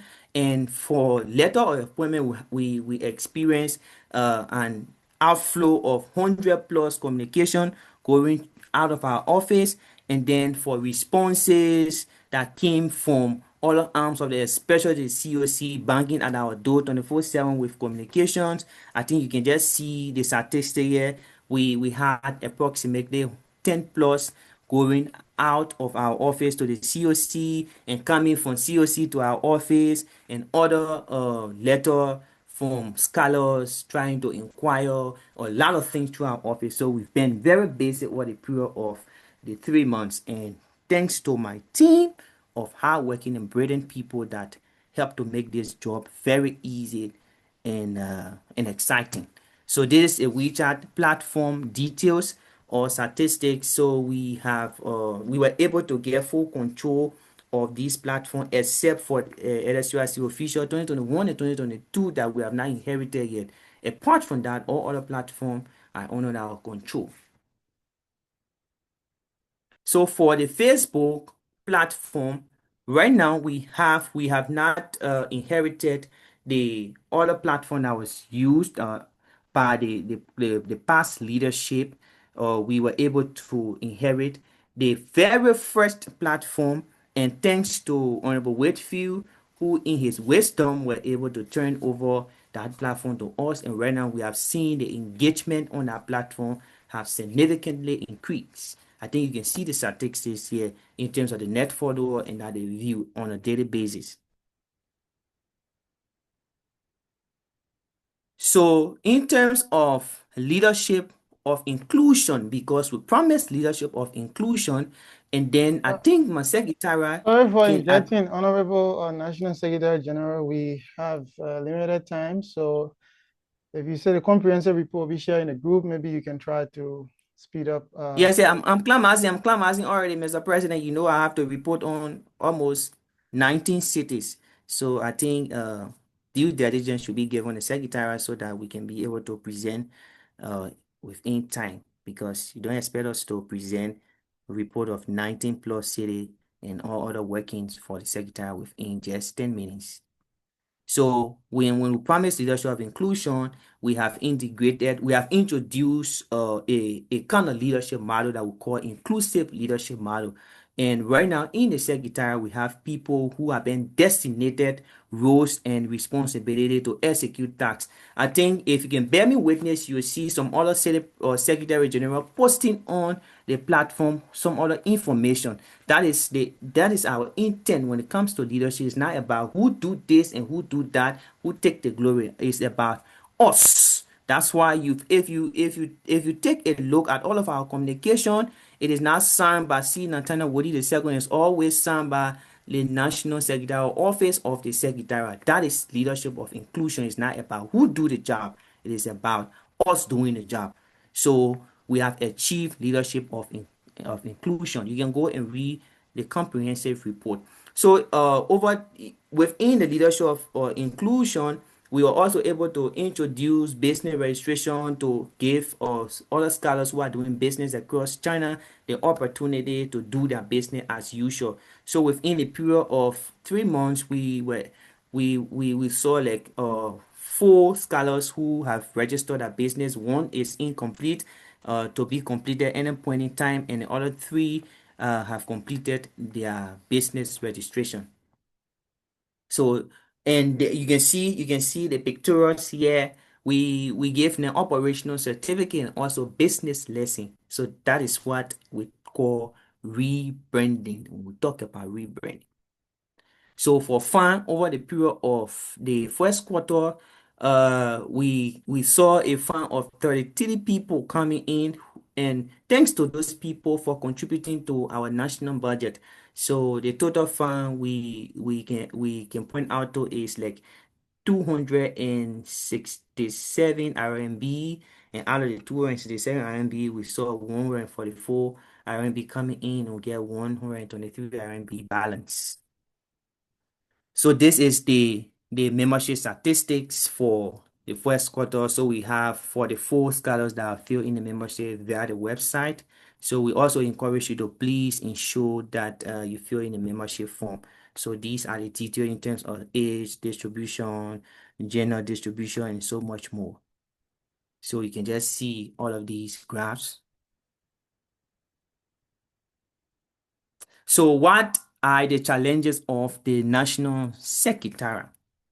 The National Secretariat faced serious challenges during the period, including difficulties in fully integrating the city Secretary General into the National Secretariat, the refusal of former National Secretary General to turn over the Union SIM card, and delay in gaining control of the second Facebook page. We reached out to them and they said the Facebook page was connected to somebody's SIM card and they can't access those SIM card or that SIM card. And because of that, we have not inherited that particular Facebook page that was controlled by the past government. And up to this time, we don't have access to the WeChat channel because of the SIM card that the National Secretary General are then supposed to turn over. He have not done that yet. So those are the challenges that we were confronted with. What are some of the recommendations? We intend to establish some standardized protocol for city request with clear deadline for publicity material, because you found people just coming, they have a publicity material that should be released to the public tomorrow, and they come to your office 12th May night and they want you to go prepare a flyer. We're talking about branding. Then you just want to prepare anything anyhow to release it on the platform. So we encourage you to please reach out to us in time, please. So these are some of the letterheads that we have rebranded across the union for cities and COC. Right now you see COC have a very beautiful letterhead thanks to the National Secretariat. So these are some pictorials from cities initiatives. And then today we will come as the report, like we mentioned our leadership of inclusion. Like as always talk to my guys in the National Secretariat, I told them that this leadership is not about Willie. Willie will be gone. We need people that will step up to serve this union. People came and people left. And if we have the opportunity to serve, our responsibility is to create or build people for the road ahead. So over the period of time, we've seen people have stepped up secretary generals have stepped up. When you send tax to them, they execute them in time. So today will be rewarding the best secretary general for Q1. And this award is intended to captivate people, to enthuse people to keep doing the job of LSUIC. So our best secretary general for Q1 is nobody else but Honorable Abraham Dixon from the municipality of Shanghai. So, Honorable Dixon, thank you for your services to the National Secretariat, and keep doing what is right and what is popular. We are very proud of you. You are a very decent young man. Keep doing the job of LSUIC, void of sentiment, whatever it is. So I also encourage other Secretary Generals to please do the same. Don't feel discouraged. This report is actually intended, or this award is actually intended to captivate everybody, to get everybody involved into the workings of the union. Do not sit on the fence. Get involved. Don't say what LSUIC is doing for me. Say, what can I do for LSUIC to change the narrative? And that's why some of us came to this leadership. So thank you, Honorable Dixon, and we look forward. This is a certificate, and we say this certificate of appreciation is presented to Honorable Abraham Dixon in honor of your unwavering dedication, organizational excellence, and exemplary service as best secretary general of the National Secretariat for the first quarter. Your contribution is a model of leadership within the Liberian Student Union in China. So this is a certificate. We'll be sending it to you anytime from now. And thanks for listening. God bless all of you. All right, thank you so much, Honorable National Secretary General, reporting on behalf of the Secretariat. Let's take a motion to open up the report for questioning. You can use the feature of raising hand. So I'm going to, okay, so we have the hand of Honorable Confident as though. You can unmute yourself and propose your motion. As you did with me, I will say, standing in my residence at having seated, I do hereby move, after hearing this detailed report that was given by the Secretary General, that it be opened on the floor for further actions. Thanks. If I can obtain a second. All right. Anyone to second the motion so that we can start discussing the report that was presented? Okay. The hand of Chilling Coordinator, Frederick. Seconded. Okay, so I've been moved and seconded. Now the report is now open for questioning. If you have any question, concern concerning the report, please use the feature of raising hand here on Zoom. You can find that on a React, and once you go there, you see raise hand. If you do that, we'll recognize you and you can ask your question. We see no hand is raised so far. We still have 2 reporting officers. After this report will be the report of the National Financial Secretary, and thereafter will be the National President. The hand of Ivan is up. You can unmute yourself and ask your question.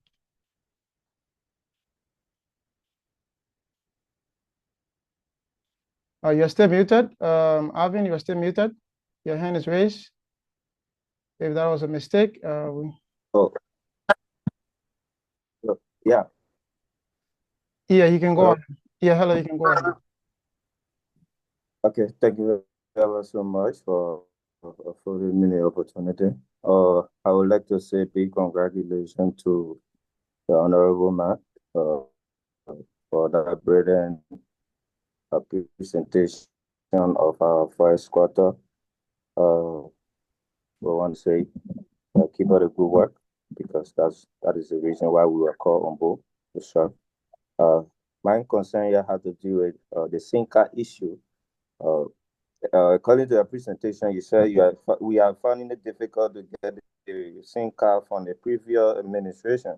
So I want to know if there is any possibility of us getting another SIM card, or should we continue chasing the SIM card until our administration is over?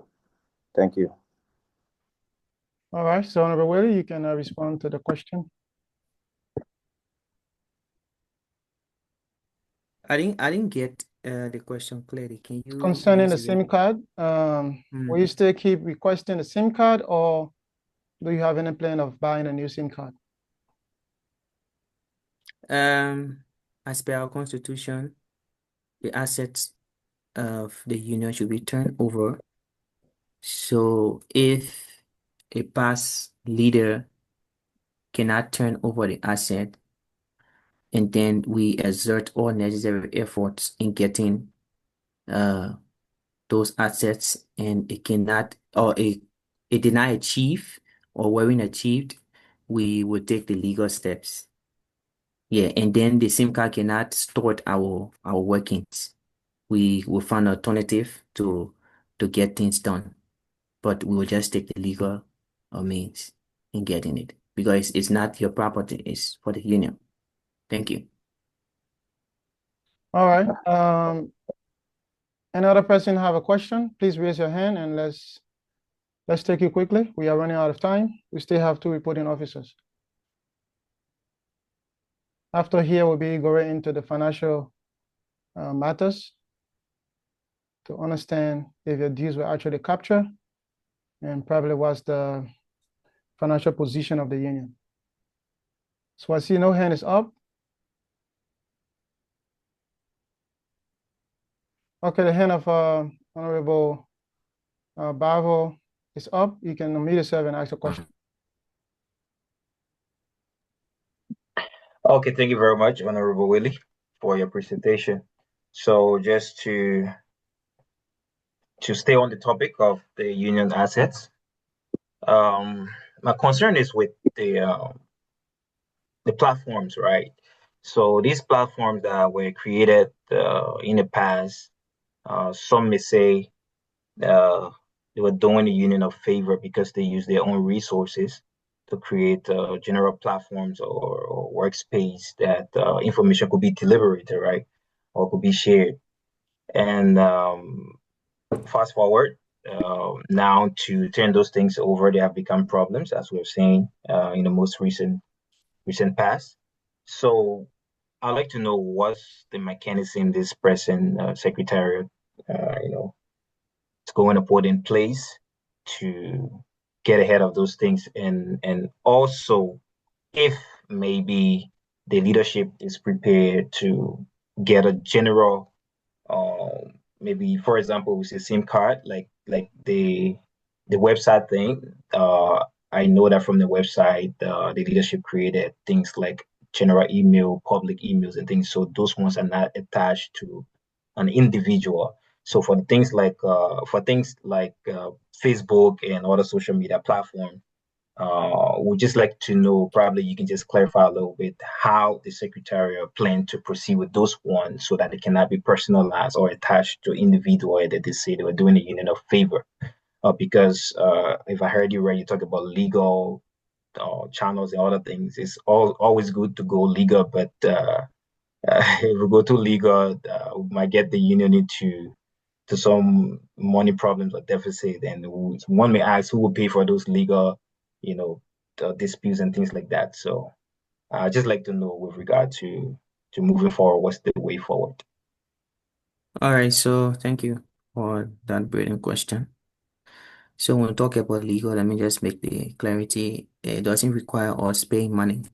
We have a judiciary board that is responsible for that purpose. And then regarding the Facebook or whatever social media platform, I think right now we have an alternative. Like I mentioned, thanks to Honorable Wifi for doing the honorable thing. So until we take all necessary steps in getting the other platform accessible under our control, we are going to still keep doing the union work through the one that are available right now. And as we speak, we have already opened a professional platform through LinkedIn. So there are other means and ways that we are navigating so that we can get the union visibility out there. So with or without SIM card, and more besides, the SIM card is not registered in anybody's personal name. I think it's registered in the union's name. If I'm wrong, I stand to be corrected. So nobody should take it as that personal. If today Honorable Woody is leaving office, I'm going to turn over every single asset of LSUIC because that's what leadership is all about.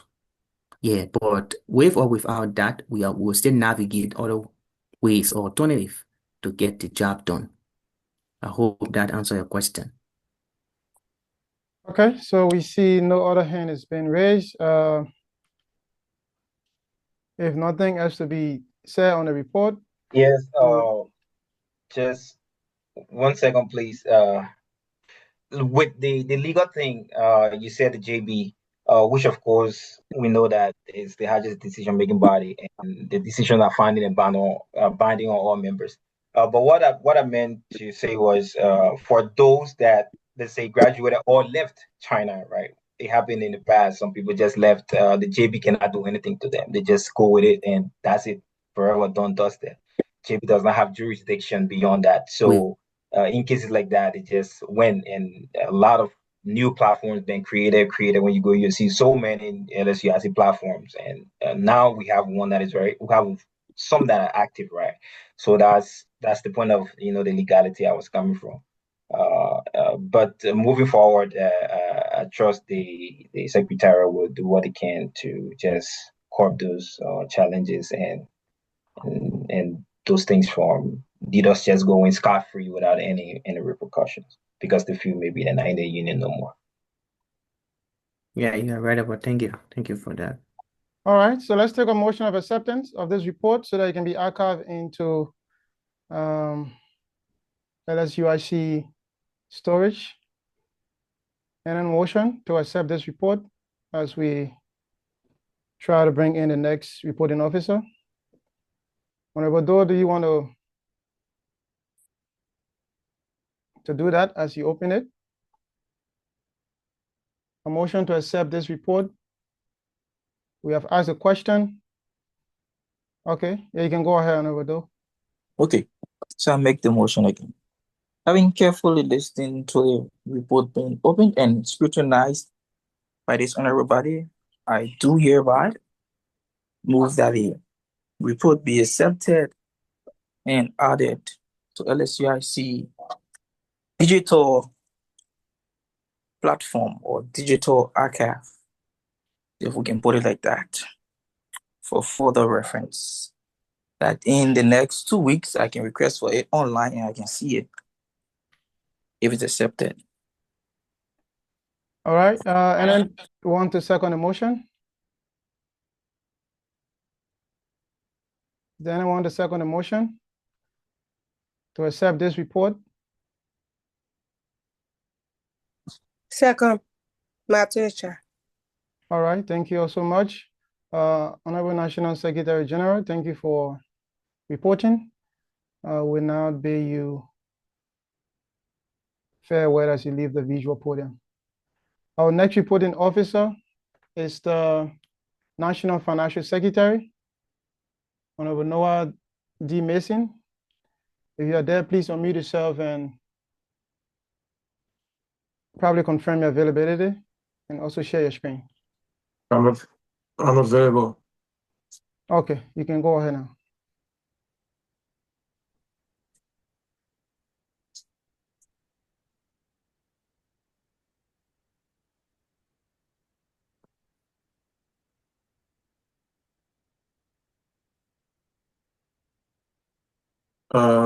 Do I need to turn on my camera? That would be great.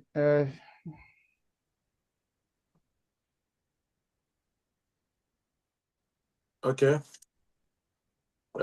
Greetings, good evening, good afternoon, morning, wherever you're joining us from. Welcome to the National Financial Report of the first quarter of the Union fiscal year 2025-2026. This report covers the period of July 2026-2025 to September 30th, 2025.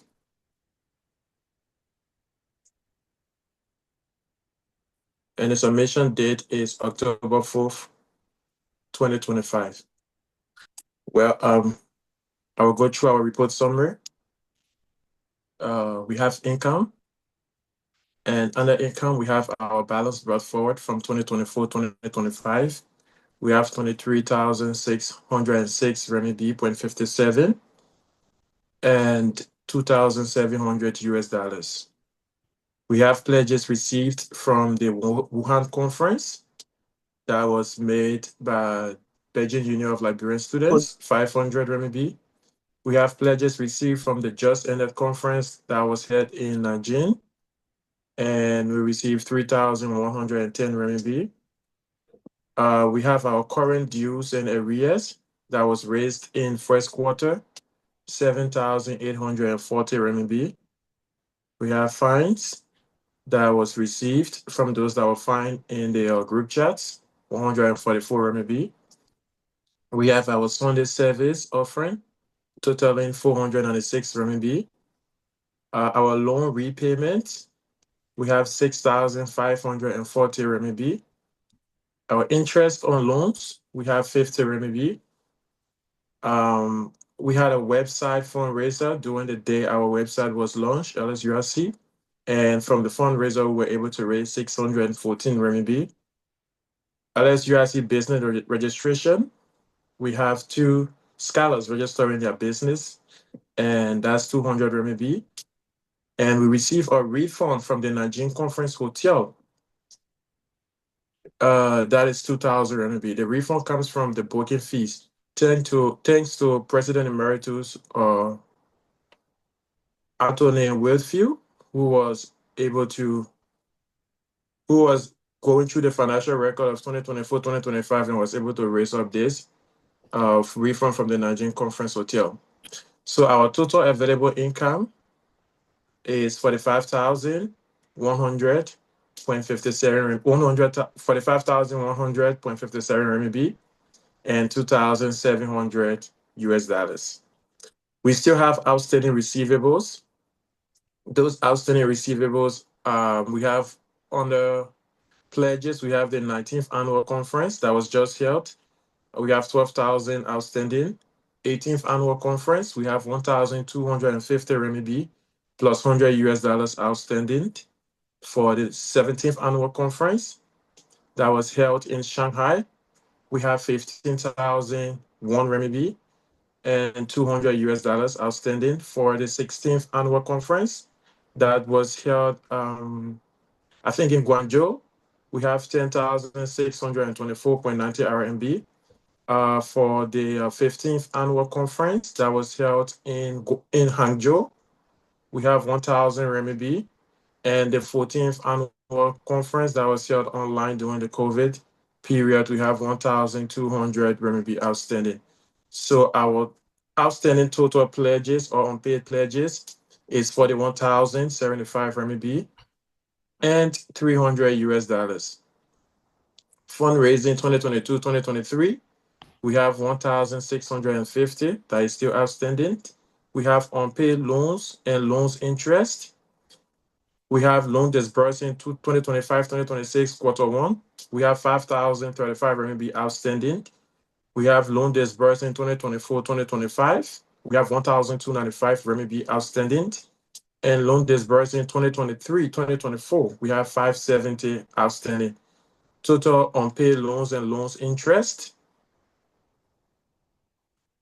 we have 6,900 RMB.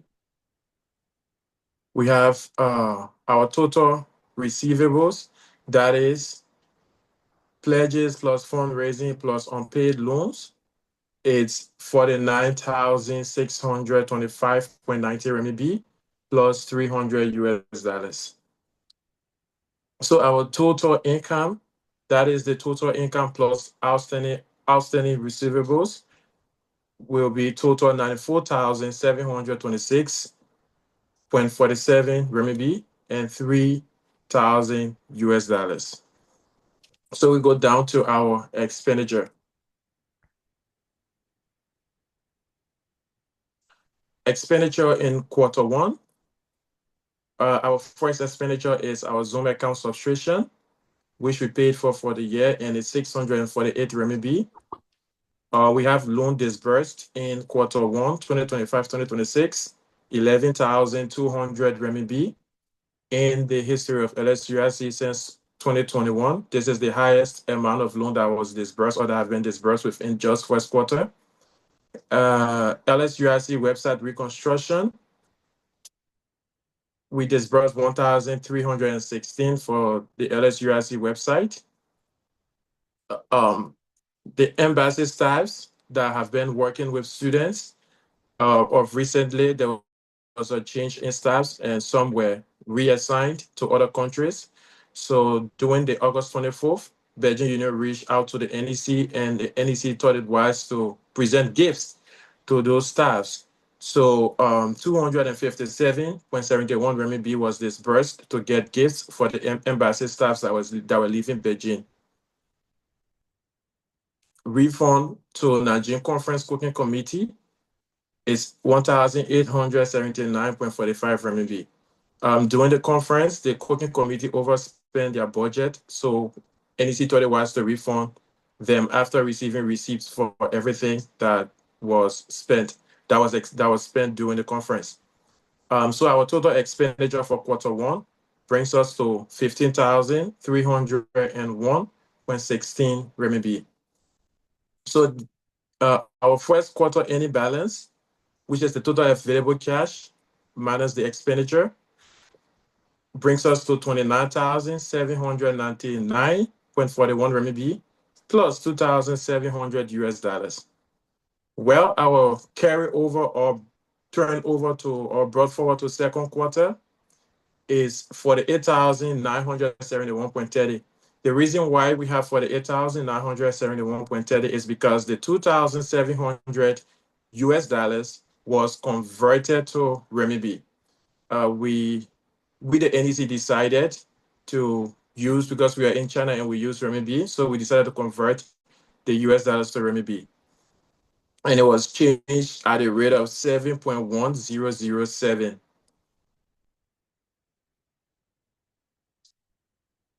So then I go to our proposed versus actual. So there was a budget, a proposed budget that has been submitted to the council, and we are still waiting for review. In that budget, our current income under that budget, the proposed amount we raised, the amount that was proposed for dues for the quarter was 6,445.50 renminbi, and actually we've raised 7,840 renminbi with 1,394 variants. Same as the cake rallies, that is the pledges from the just in the conference. We proposed 1,411.02, and the actual raised was 3,610 renminbi. Sunday service offering, we proposed 264.69, and we raised 496 renminbi with 231.31 renminbi variance. Annual conference fees, provincial election fees, and IEC aspiring fees are all things that happens in the fourth quarter, even though we propose a certain amount for it, but it all happens during the fourth quarter. So since we haven't raised any money towards that, that's why it's minus, or that's why there's no figures here. We move to our administrative expense on our budget. I hope some of the coordinators are here because I received a communication about this. Under the administrative expense, our Zoom subscription, we propose 162 renminbi. That is monthly, not yearly. But since our Zoom subscription is paid once in a year, so we actually spend 648 renminbi.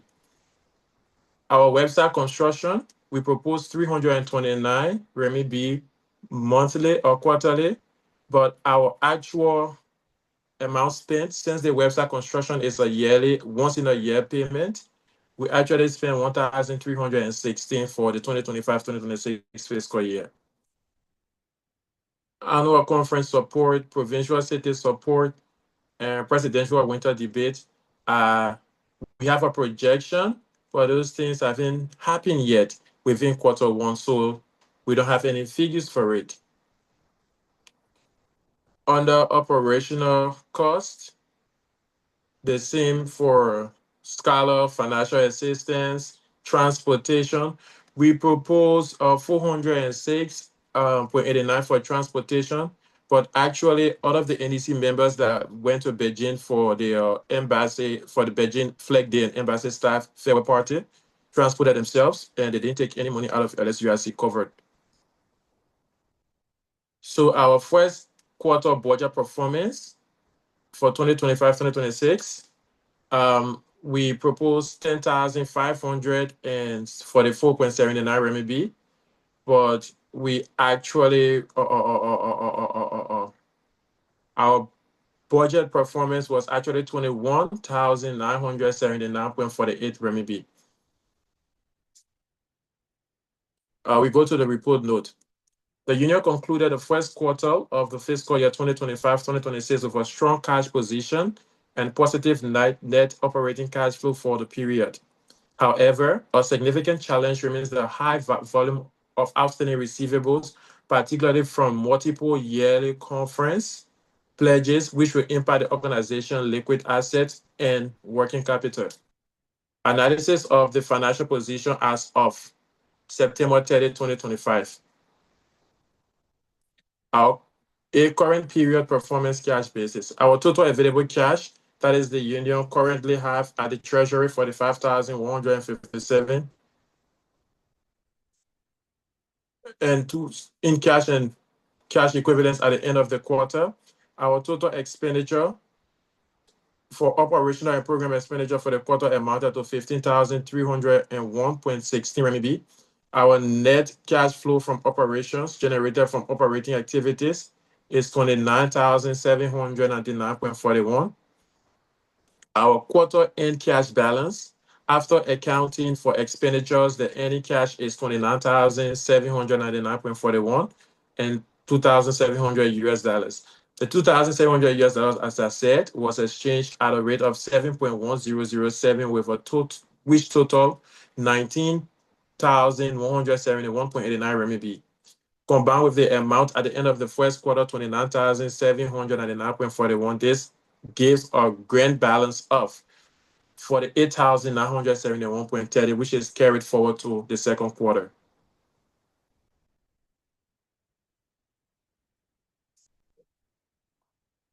We go to statements of financial positions and receivables. A critical aspect of the union financial health is its receivables.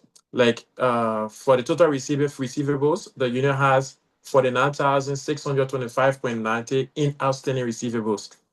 And we have unpaid pledges. The most significant component is the unpaid conference pledges spanning 6 fiscal years from 2020 to 2025, totaling 75.90 RMB. This represents a considerable risk and collections, a considerable risk to collection and ties of potential resources. Outstanding loans and interest. We have uncollected principal and interest on member loans, which amount to 6,900 RMB.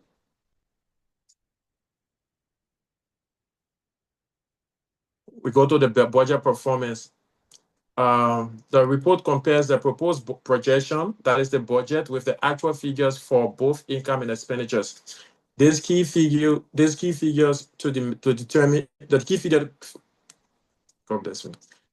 to determine overall performance is at the very bottom of the report.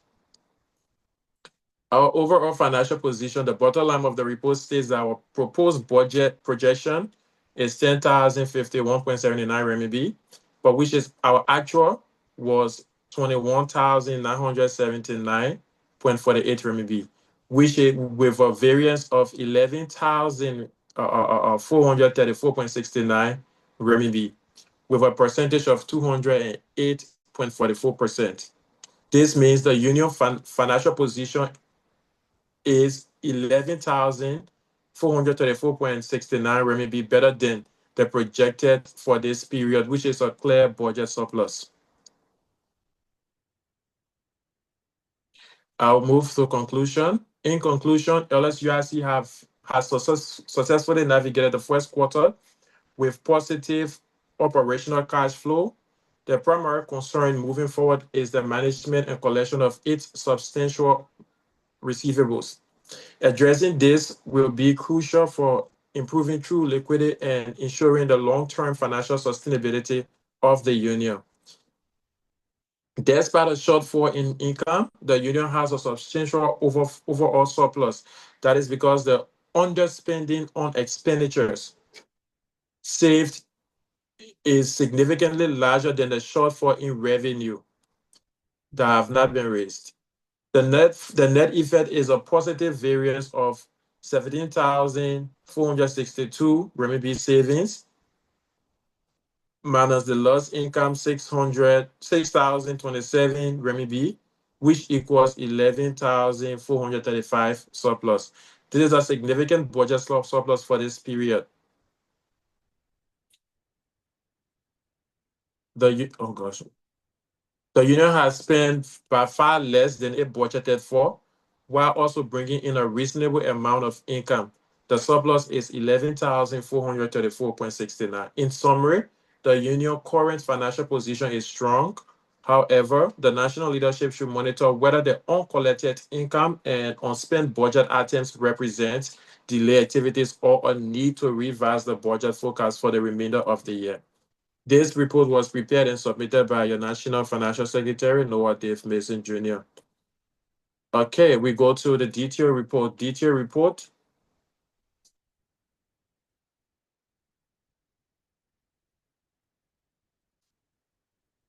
Can you guys see my screen? Yes, we can see your screen and we can hear you. Okay. Our first quarter due payments for 2025-2026, we have Anhui Province. We have the COC from Anhui Province, Talo Chia. He paid 695 renminbi from his previous arrears and dues, and with a balance of 85 renminbi. We haven't received any money from Beijing. We haven't received any money from Fujian. We haven't received any money from Gansu Province, from Guangdong Province. The coordinator, Angela P. Tiawe, we've received 255 renminbi from her with balance. Her total dues plus arrears is 480, and we received 255 with balance 225. Helena Araflomo from Shenzhen, we received 30 renminbi, balance 90 renminbi. Zach T. Tue, he's a bilateral student, and last year he paid 180 renminbi instead of his annual due that should have been 240 renminbi. So he had an arrears of 60 renminbi, and that 60 renminbi was paid, and he have a balance due of 240 renminbi. For Guangxi Province, we have had no dues. For Hubei Province, we have not received any dues. As of September 30th, 2025, for Heilongjiang Province, we received arrears. Some dues were miscalculated last year, so when I took over, I had to go back and calculate. So we received an arrears of 30 RMB from Confidence S. Do, the former IEC secretary. And he has an outstanding due of 240 RMB. From Honan Province, we have 3 scholars paying their dues and their dues. And we have 1 scholar, Jefferson D. Kane, who is in good standing as of the fiscal year 2025-2026 from Honan Province. We look forward to having more scholars from Honan Province being in good standing. Hubei Province, we haven't received any dues yet. Honan Province, We have a scholar from Hunan province, that is Regina J. Joy Sako from Heiyang City, who is currently in good standing. She's cleared her dues for 2025-2026, and we look forward to the rest of Hunan members being in good standing as the year goes on. Jiangsu province, we have 12 scholars as of September 30, 2025. Today I received dues from Suzhou City, from their Suzhou financial secretary, and it will be calculated under the second quarter. Just in case you are here from Suzhou City and your name is now on the list, I received your dues today, and it will be calculated on the second quarter. So Jiangsu province, we have just one person who's in good standing. That is the president himself, President Orlando T. Blow. And we look forward to having more scholars in Jiangsu province with good standing certificates within second quarter. Jiangxi province, we haven't had any scholars from there paying dues. Jilin, we have the COC 1, and he has an outstanding due of 200 RMB. Shanxi province, we have the city president of Xi'an in good standing. We have other scholars we have the COC of Shanxi COC 2. She cleared her dues, but that was after the report was already being prepared, so it will be captured in second quarter. Shandong province, we have Joshua B. Bava, who paid his dues before his appointment. That's why it stays at 120. We have our VP in good standing, our treasurer in good standing. There's a little mistake with Honorable Financial Secretary / Treasurer Emeritus Kebe D.H. Tanu that was brought to my attention. Her due should be calculated from July 2025 to September 2025, not August, but that will be fixed after this report. For Shanghai, we have 7 scholars that have paid some of their dues, and we look forward to having more of them being in good standing. For Sichuan province, we have 2 scholars, that is our honorable secretary and our co-chair for AEC. We look forward to having more scholars from Sichuan province on this list in second quarter. Tianjin, we have our president emeritus, Gideon F.B. Sori, who is in good standing. He paid his due immediately after the conference in Nanjing. For Yunnan, we have COC. We look forward to having more students. For Zhejiang province is the best province ever for this quarter. Also the best province ever in LSUIC. We have more scholars in good standing. That is the COC 1. We have Ibrahim Bari from Jinhua. We have Charles Wieser from Jinhua. We have the president from Hangzhou, and we also have your humble and loving financial secretary also in good standing. We look forward to having more and more scholars within Zhejiang province by next quarter. So we move to our fine payments. We still have outstanding fine. K. Samuel Reeve, the financial secretary of Naton City, he has an outstanding fine of 15 RMB. Marilyn L. Bro from Jinhua, Zhejiang, she has an outstanding fine of 7 RMB. And Tamba Bangbio from Hangzhou, Zhejiang province, has an outstanding fine of 20 RMB. A total of 23 scholars was fined in the first quarter. We look forward to having more in second quarter. Say amen. We have 2 business that was registered with the union in first quarter. That is the Kapao. They are legal. You can do business with them. And also the Royal African Multipurpose. It's also a legal business, and yeah, you can do business with them. Our Sunday service offering for first quarter. We started service August 3rd, 2025. We raised 112 RMB. August 10, 2025, we raised 50 RMB as offering. August 17, 2025, we raised 40 RMB. August 24th, the whole LSUIC NEC was on the embassy visit, so we didn't have service that day. We pray in our hearts. August 31st, 2025, we raised a total of 45 RMB. September 7th, we raised a total of 40 RMB. September 14, we raised a total of 58 RMB. When our Chaplain General returned, Honorable Michel Vampelt, we raised a total of 110 RMB. I hope you keep up the spirit because we need that offering back. And the last Sunday in September, we raised a total of 41 RMB, totaling 496 RMB raised as offering for Q1. We go to loan disburse. We have 5 scholars in Q1 that was granted loan. Scholars Honorable Marcos S. Jensen, that is one of the adjudicators, was granted a loan of 3,005 with 175 loan interest, and he paid 1,000 balance 2,675. Belgian Union of Liberian Students were granted a loan of 3,005 with no interest, and they paid back. Helena Arab Flomo from Shenzhen, Guangdong was granted a loan of 1,000 with 50 RMB interest, and she paid back.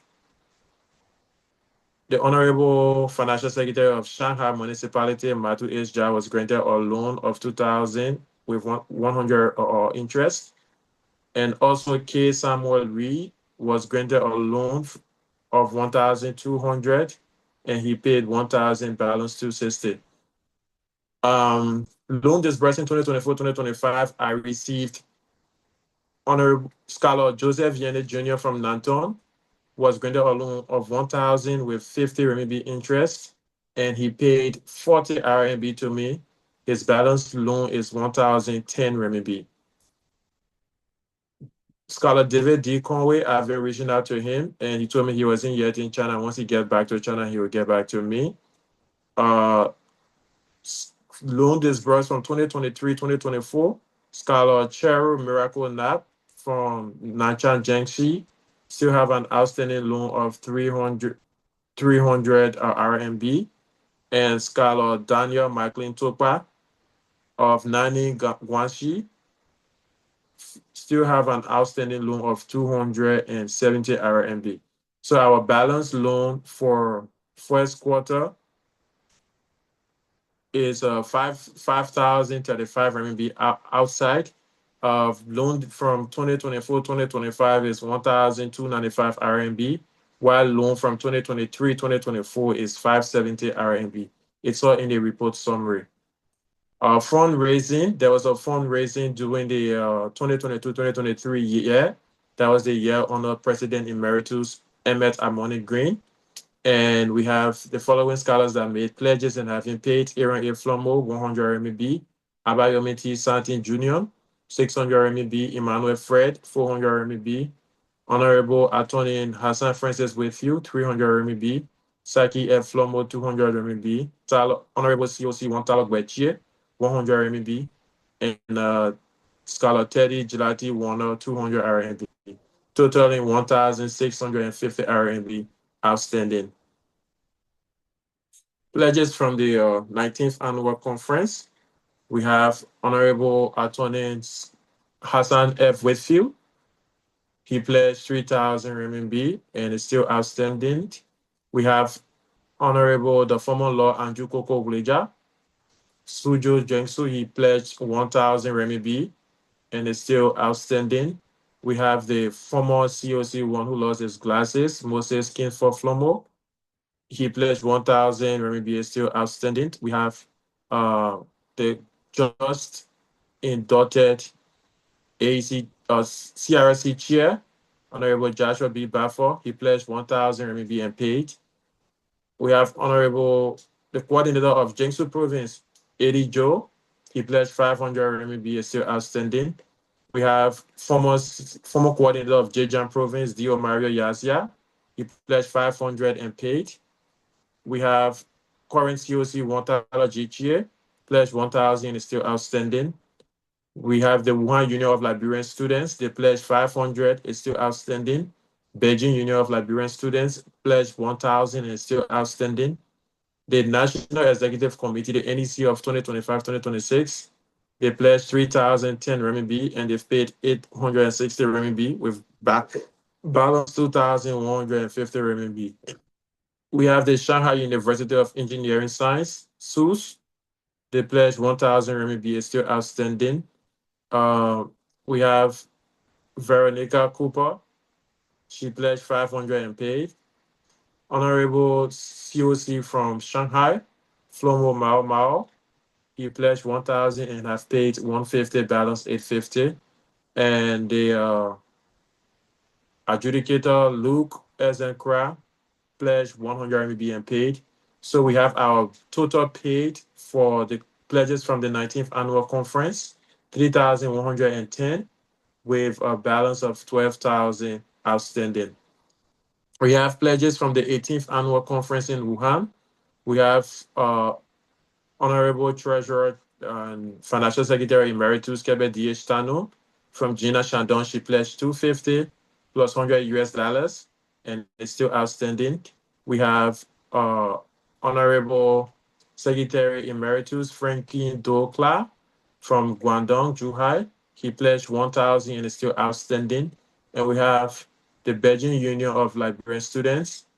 They pledged 500 and they paid.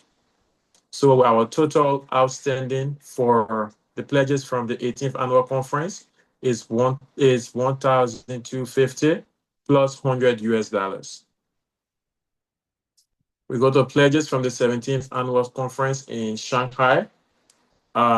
We have President Emeritus Emmett Amoni Green.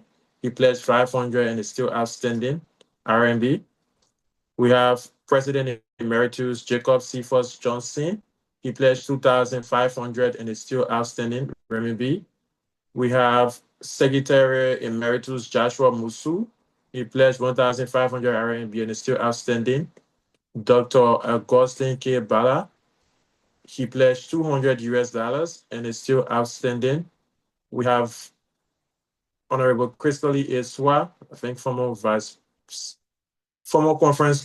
conference chair at the Wuhan conference. She pledged 500 RMB and is still outstanding.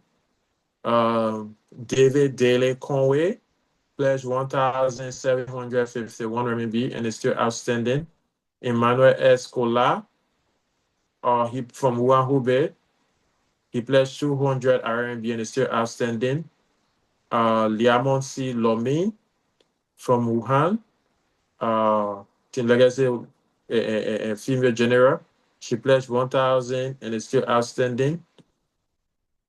Treasurer, former treasurer and financial secretary emeritus, Kebe D.H. Tano. She pledged 1,000 RMB and is still outstanding. Current PPC co-chair, Lydia T. Penna from Zhejiang. She pledged 500 RMB and is still outstanding. Honorable J. Emmanuel Gousset pledged 750 and is still outstanding. Guangzhou Union of Liberian Students pledged 2,000 and is still outstanding. Jilin Province pledged 1,000 and is still outstanding. Mohammed K. Fambule from Jinan pledged 700 and is still outstanding. Tianjin Union of Liberian Students pledged 100 and is still outstanding. Former COC 1 LACD Dizo from Xinjiang pledged 1,000 RMB and is still outstanding. So our total outstanding pledges from 2023 conference is 15,001 RMB plus 200 US dollars. We move next to the 16th annual conference. We have Amelia Colley. She pledged 300 RMB still outstanding. David Jala, 999.90 RMB still outstanding. Desmond Zenen, 1,000 RMB still outstanding. Francis Duno, 400 RMB still outstanding. We have the Fujian Union of Liberian Students, 500 RMB. We have Honorable Attorney Hassan Francis Whitfield, 2,000 RMB still outstanding. Former Vice President, I think so, Honorable Jimmy Colley, 500 RMB still outstanding.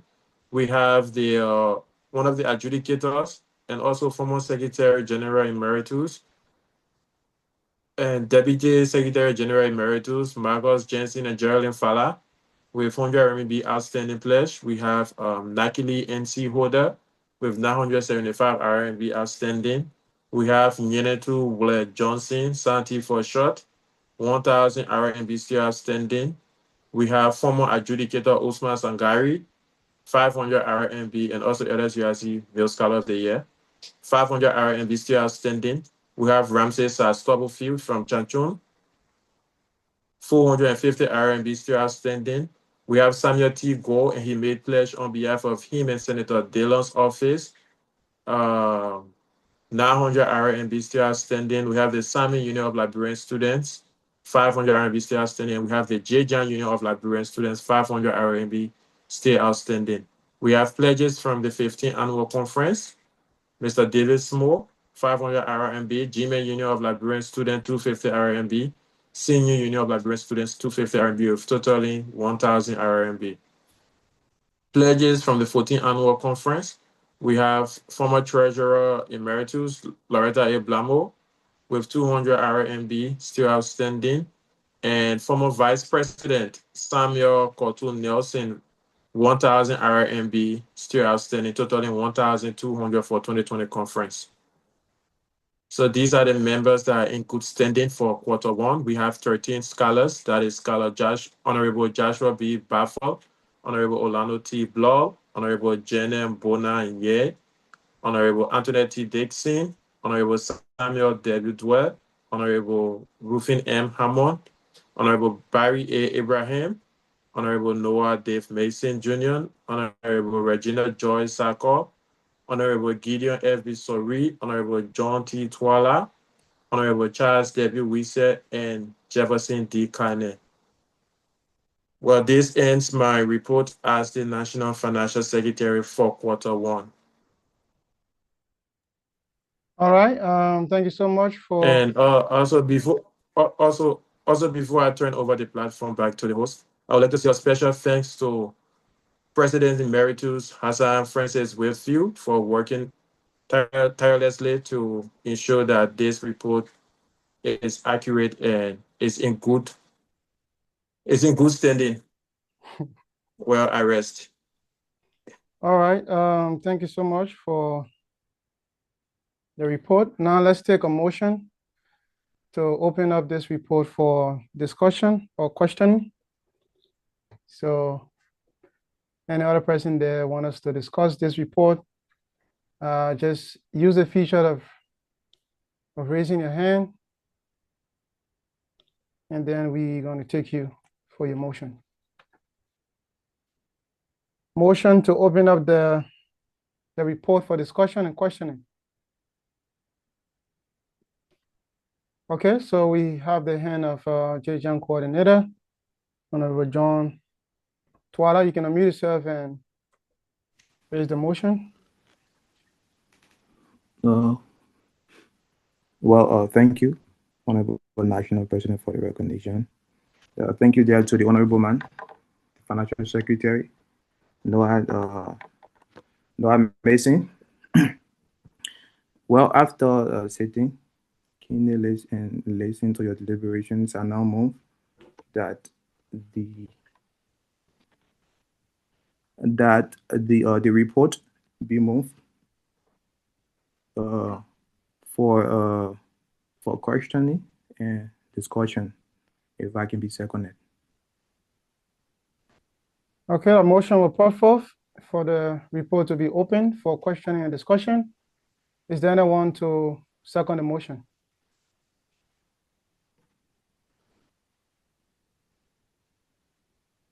Okay, the hands of Honorable Charles W. Wisse is up, Chair of the Welfare Committee. You can go ahead, sir. So second. All right, you have been moved and seconded. So now the report is open. If you have any question concerning the report, please raise your hand and you can ask a question. Also, you can make use of the comment section. I will also try to relay a question.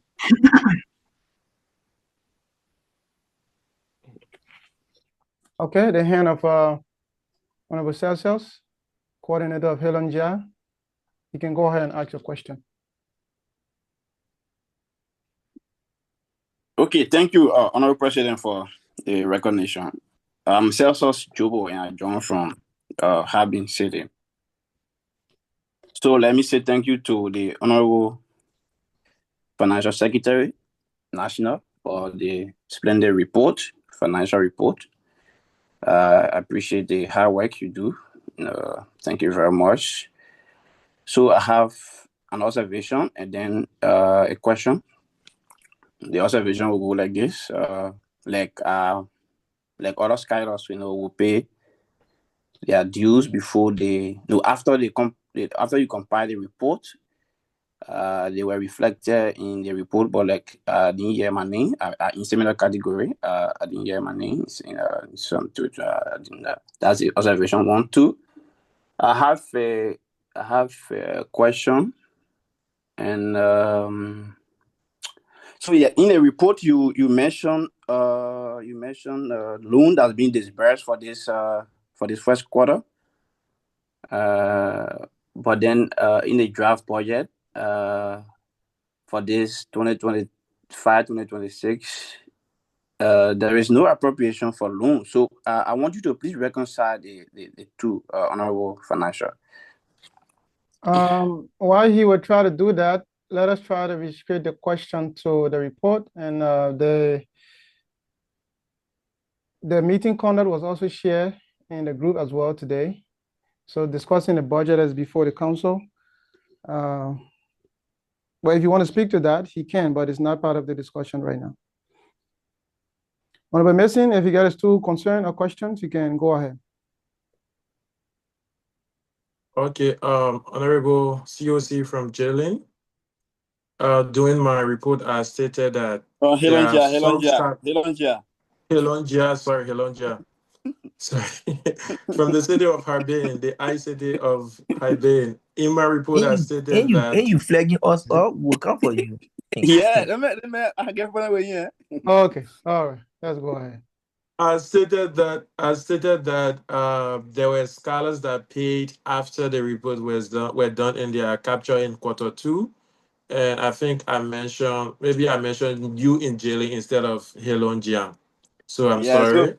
Okay, COC2 has paid his arrears and dues and obtained good standing certificate for last year and this fiscal year. And with the budget allocation, we'll discuss the budget during budget review. But there is a space in the budget that talks about loan and how it should be, or how the percentage should be. All right, so we have. But we're talking about that. We have 3 other hands up. Let's take the hand of Honorable Bava, and thereafter we take the hand of Honorable Tano, and then lastly Honorable Johnson. Honorable Bava, if you are there, please unmute yourself. Thank you very much. Thank you, Honorable, for the splendid presentation. Yeah, you're calling the money. I said it when it was just hitting my head. But anyways, my question is, like some figures are reflected from the past, and some are outstanding. And we see that you read some of those ones, and other people are paying their arrears. So my question, the question probably is still around here, is that if it is regards to pledges. So at the conference in Nanjing, it was clarified that pledges are also binding and it's due any financial obligation. So people that pledge from the past leadership, if their name are not reflected, then that's my question. What is your office doing to reflect those names if it is binding? But if they are reflected, then I may have missed that part. So that's the question. Thank you very much. Okay, thank you, Honorable CRC1. People that made pledges in the past, all of the financial documents that were turned over to my office when I took over from previous financial secretaries are documents that were the same documents. Yeah, their names were in those documents. So if you see someone or someone who pledged and their name is not in the financial report that was shared in the group, then you can reach out to the financial office. But everyone who pledged from conference to fundraisers, their name is captured in this report. All right. So let's take Honorable Tano, and then lastly Honorable Johnson. All right. So, Honorable Mason, thank you for your report. I just have an observation. I noticed that I did pay uh a sum of 1,000 RMB during the Shanghai conference, but I'm not Okay. seeing my name on the list, so I'm a bit concerned. The Shanghai conference was in 2023, and the conference, the quarterly report or yearly report, Honorable Tano, you turned over to me. It never stated that you paid. That's why your name is still on the list that you didn't pay. If you check my screen, this was I the exact report you I shared. think you attended that conference, and that Yes. money I pay it to Honorable City, 1,000 in cash. I pay to Honorable City, and every more people was there that I can call their names that can attest to it. So I'm a little bit concerned because I paid. Okay. I think since your name is still in the report, I think you should reach out to the financial secretary emeritus CT to clarify that, because based on the report that was turned over from your office to mine office, your name was still there. And I can't change anything on a report that wasn't given to me, or I wasn't given the authority to change anything on the report that was given to me. So I report exactly how I receive it Okay. So for 2023 year. thank you. Another question. I see that Okay. we have a budget in this current report, and I listened keenly to that of the COC report when he said that the budget is under review. So if that is the case, I want to know, is it that the budget are gonna be approved in segment, like that is of first quarter, second quarter, and that of the year throughout the year? Oh, no, no, no. That's not how it's going to be. That's why it states proposed budget. So the budget hasn't been accepted by the COC, Mm. but this was draft of what was sent, but this is not a total budget. This part of this budget is just based on quarters. You are the financial secretary. I think you saw the past budget. It's captured in months. So since the quarter runs in 3 months, there's a 3 months actual and proposed from what was proposed to the COC. Yes, I do understand that. So And they if haven't that accepted. That's why if it says proposed. yes, then my suggestion would be that I don't think, since it's still under revision, I think we shouldn't include it now until the budget is approved by the COC. And if we're doing the first quarter, we don't have conference. But I'm saying, if that would be the case, if that would be the case, like you stated, we have like under administrative expense, we have for the annual conference, we have a proposed projection of 14,000 and so cent. So if that would be the case, probably you can enlighten me on that, and for me to understand that, because during this period we are not yet done with our winter presidential debate, but we also have a proposed projection, and you are saying that this is just for the first quarter. So is it that we had conference during the first quarter? Okay, Honorable Tano. These are projection. These are actual. So under the actual, you see nothing have been spent. These were projection. When you check the LSUIC budget, you see the projection is every month. Whether conference wasn't held in July, when the financial secretary prepare past budgets, they include all of these things and have a projection for each month. So this is just a projection. It doesn't mean conference was held. It doesn't mean city support or winter debate was held. That's why the actual spend remains zero. All of these remains zero. The only actual spend that we have or calculated was the Zoom subscription and the website construction. All of the other things here remains zero, All right, because the thank you. So budget is calculated in months.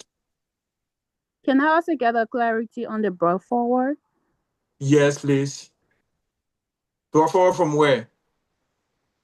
That's the first. From turnover We are still or no, we are still on the proposed budget, and I'm seeing like brought forward. this is like I said, Honorable Treasurer, this was calculated on a monthly basis. The LSUIC budget is calculated on a monthly basis, not a yearly. So this 11 here you see, so on a current income, doesn't mean this was what was brought forward. What was brought forward is in this document here. Brought forward is 23,606.57 plus 2,700. But then we have a projection of how this money should be spent or should be used within the 12 months of 2020 from 2025 to 2026. How this brought forward should be used within LSUIC. That's a projection. That's why it's written under here as projection. This is not the brought forward for the year. This is a budget brought forward Okay. for the 3 months from July to September. So Okay. this 23,606.57 were divided across the months, the 12 months that LSUIC will operate for under this leadership. Okay, Honorable Okay. Benson, that's clear. And let's take Honorable Clarence S. Johnson. Honorable Celsius, we don't have much of a time, so you can just send a question in the chat section. This is one she has already asked question. Yeah, that's what I'm telling him. We don't have much time. Clarence S. Johnson, you can go ahead. Yeah, okay. Thank you, Honorable President, for the recognition. And so, Honorable meeting, I was able to grab a copy of the financial report that is shared earlier on today in the WeChat group. And then I was able to read it, and I've just listened to you do a step-by-step presentation on the report. So, coupled up with my reading of the report, I think it is evident that the union's financial position is stronger than initially projected for the quarter. And that indicates a robust financial health and operational prudence for our union. And I can safely say, and I just thought to seize the opportunity rather to commend you for responsibly handling the financial affairs of our union. So not a question basically, but just to commend you for the level of responsibility and level of commitment. So thank you so much. Thank you, sir. All right. Thanks to my finance boss. So let's take a motion to accept this report. Anybody can raise a motion to accept this report that it be kept in our archives. Yes, I make the motion. If I'm recognized, yeah. Please say your name. Speaking from having city along Jia province, my name is Confidence Esto. I do hereby place this motion that, as we've discussed lengthily, this report that was given by the National Financial Secretary, and it has been well discussed by every member, even though I think a problem with it though, but if we accept it, if I can obtain a second and be placed in LSUIC archive for future reference. Yeah. Okay, anyone to second the motion?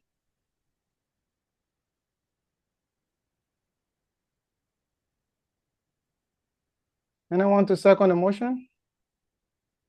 Okay, the hand of Honorable Bavo is up.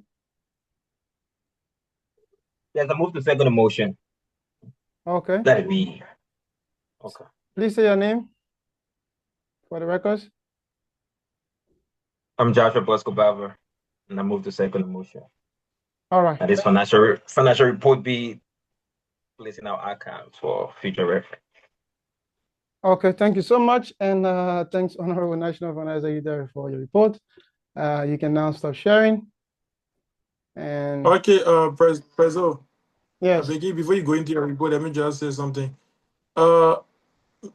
Tell us, Honorable COC1, when you did this fundraiser pledge, please, you are in, I don't know where you saw your name, you saw Jiangsu province, but your name is under Anhui. There's nothing like Jiangsu to it.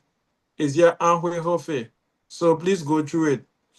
And also, when you did your fundraiser, I think you were in Jiangsu. That's why Jiangsu honor your fundraiser pledge, not your due pledge. Your due pledge carry Hofe. So I'll stop sharing my screen now and retire. Let me go in the comment section for confidence. All right. Thank you so much. Honorable Vice President, are you there?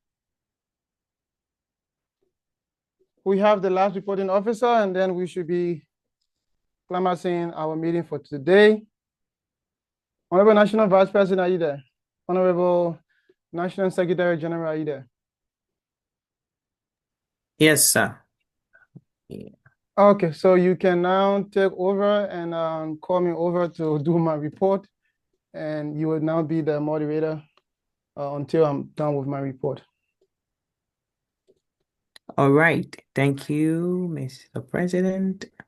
So, by the power vested in me to officially take over, I would like to afford the national president the electronic podium as he present his first quarterly report to LSUIC at large. So, Mr. National President, the podium is all yours. All right, thank you so much, and good evening, LSUIC. We have exhausted our time. Usually quarterly meetings usually go until 12, 1, 2 in the morning. But we want to try as best as possible to leave here on time, though we couldn't make it at 11 o'clock exactly. But let's hope that we're going to get it out of here very quickly.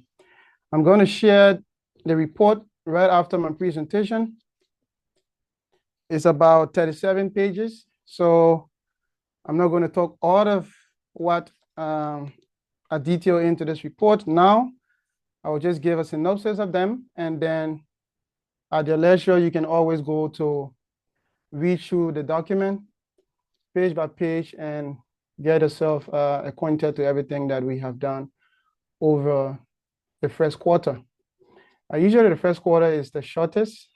It's debatable because you just have 2 months and basically a week to do everything you have to do. But fast forward, I will just draw you through quickly on some of the things that we have in this report. These are some basic things. You understand the purpose of this report. And we did this specifically for people who are just getting familiar with LSUIC, and you might see us going through all of what we are doing here, and you don't understand why we are doing it, as well as a reporting period and our vision statement as well. You're also going to highlight recognition, in which you saw one of them was for a person being recognized on the Secretariat, as well as induction of officers. At the beginning of the meeting, you saw the senior adjudicator who administered the oath of office for appointed members from committees, as well as city president and the National Executive Committee as well. Also, in this report, we are trying to introduce what we call the quarterly recognition program to recognize the hard working of city presidents, committees, and every other people that are contributing immensely to LSUIC every quarter. It's going to be something that probably will be embraced. We are sure of that by those that are serving LSUIC, because those that are serving LSUIC are actually paying a lot and giving a lot of resources and time to LSUIC. So they need to be recognized and appreciated for their service as well.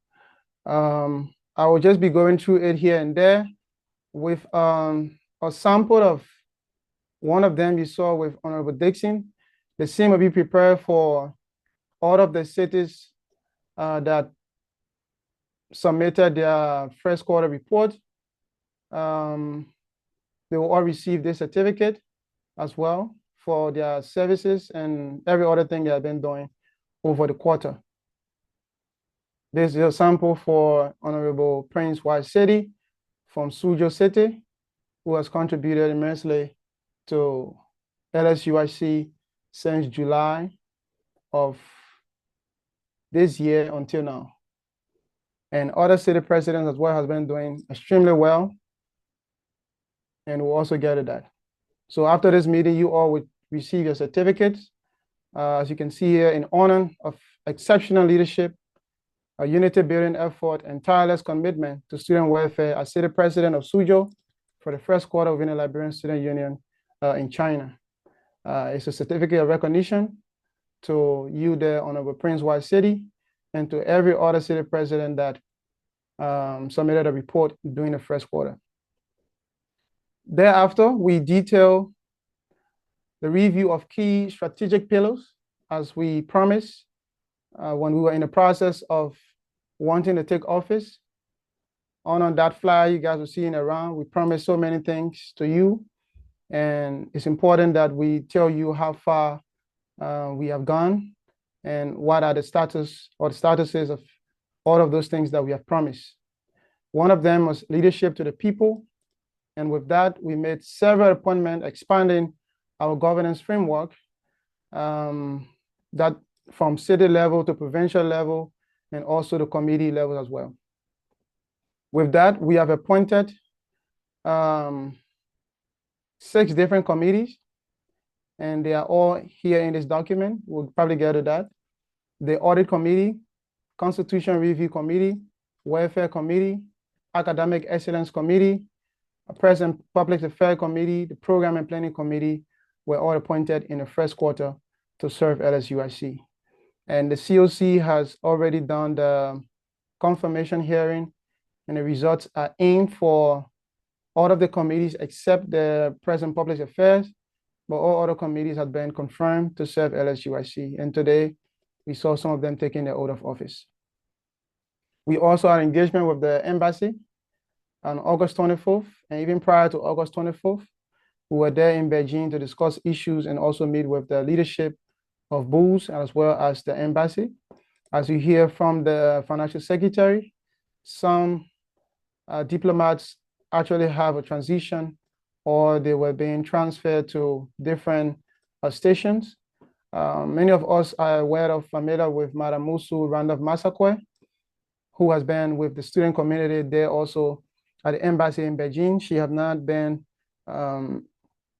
transferred to the UAE, where she's serving also there at the Liberian embassy there as well. She has been replaced by one Madam Esther, who is now at the embassy in the same aspect of students, visa, and every other thing that she was doing. Likewise, Mr. Barkley, he also was transferred to into Germany as well. And also the next pillar we talk about, and our visit to Beijing, by the way, we didn't take any money from LSUIC.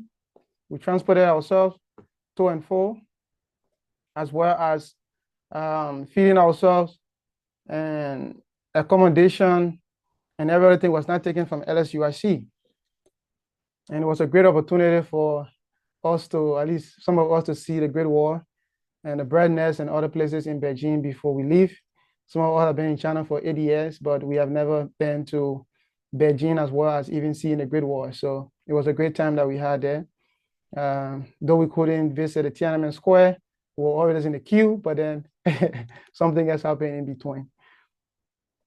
And thanks ever so much to the leadership of the Beijing Liberian Student, Honorable Nasser and his Vice President, for accommodating us and to also receiving us throughout our stay there in Beijing.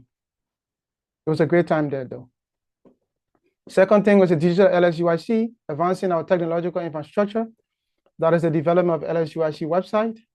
I reached out to all of the past presidents and I asked them, what is one thing that you want to achieve, or you wanted to actually achieve on your leadership that you couldn't? And Honorable Wiffy said to establish the Board of Advisors. And we have started that process. I had a conversation with the director of scholarship at the Ministry of Education. I also had a discussion as well with the deputy ambassador when I was in Beijing. And also I had a discussion with 2 past presidents, because we need one of them to serve on the board of advisors. LATs, we couldn't reach out to them because they have not had their elections and inauguration as well. So we couldn't reach out to them. Prominent people in China as well, we have already reached out, but we established the communication is already ready. We established the board of advisors. Also, Honorable Emmett said he wanted to have a website, and it's good that we have already done it. But what he also wants is to ensure that every other leadership their works are captured on the website as well. So you currently check LSUIC website, which we will show you later on. You observe that we have the NECs from Honorable Wilfie time until Honorable Cephas time. We have position there for all of them. And we have already requested, also the process of requesting information so that we can populate the site with those details. Honorable Cephas, when I reached out as well to him, he talked about, I think, rule of law or holding leaders accountable, something like that. And that which we will also try to do through audit as well as through other programs. So this LSUIC website, if you saw money there being captured, about 1.3 and something like that, it was basically for the purchase of the domain, purchase of the hosting, and purchase of the SSL certificate. So the domain is what we call the lsuic.org, www.lsuic.org. So to have that thing, you have to pay for it, right? And then if you now want to build your website or have a website, you need to have a place. If you have your own server or your own data center, you can host your own website there. But since LSUIC don't have it, so we pay for hosting, for somebody to host our website, right? And then on the website aspect, the SSL part of it, you need a site to be secure so that information you are posting there and things that are happening there will not be easily stolen by other people, right? So that's what we pay for the SSL certificate.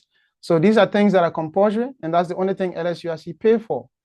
The rest of what was done on that LSUIC website was done from the office of the president and the NEC. We never contacted any other person to do that. We ourselves built the LSUIC website that you currently see. And that was done basically in a week or 2. When you completed that entire payment and everything was done within a week or 2 of that site. All we are doing now is just making sure that the site is getting better and better every time. And we also saw it prudent for us to incorporate the membership registration on the site instead of using this third-party Chinese software here and there, where our data will be in the hands of other people. We now have control of our own data. And once the site is running, every time that data is going to be there. Nobody Chinese, their WeChat account will be attached to any kind of survey system where all these hoarding and pooling will not be there again. So LSUIC have our own database that stores our site, her members' information, as well as the site running there as well. Also on the site, you can find a lot of information about research. We also have another part of that site that talks about the chart of the Constitution. So if you go to the website and then you go to Constitution tab here, once you click on it,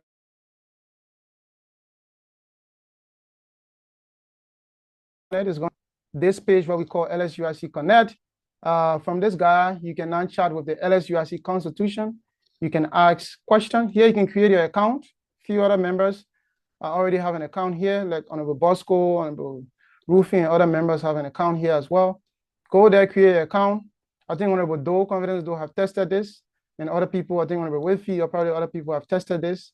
Go there, create an account, and just start with the Constitution. Everything, maybe judicial board saying, the other person interpreting the law this way, come here and ask your layman question in plain English, and this thing is going to analyze everything and give you a reply also in plain English and every other summary. Probably if you have used ChatGPT, the same concept also apply here. So unless you have this, you can also make use of it. And this is the LSUIC website. It covers every other thing as well. We also try to put some information on opportunities, like job vacancy and every other opportunities that will be coming. Newsletters and everything, they are all populated here. Committees that have been confirmed and appointed, their pictures, their every other thing, you can find it on the site. So make use of the site.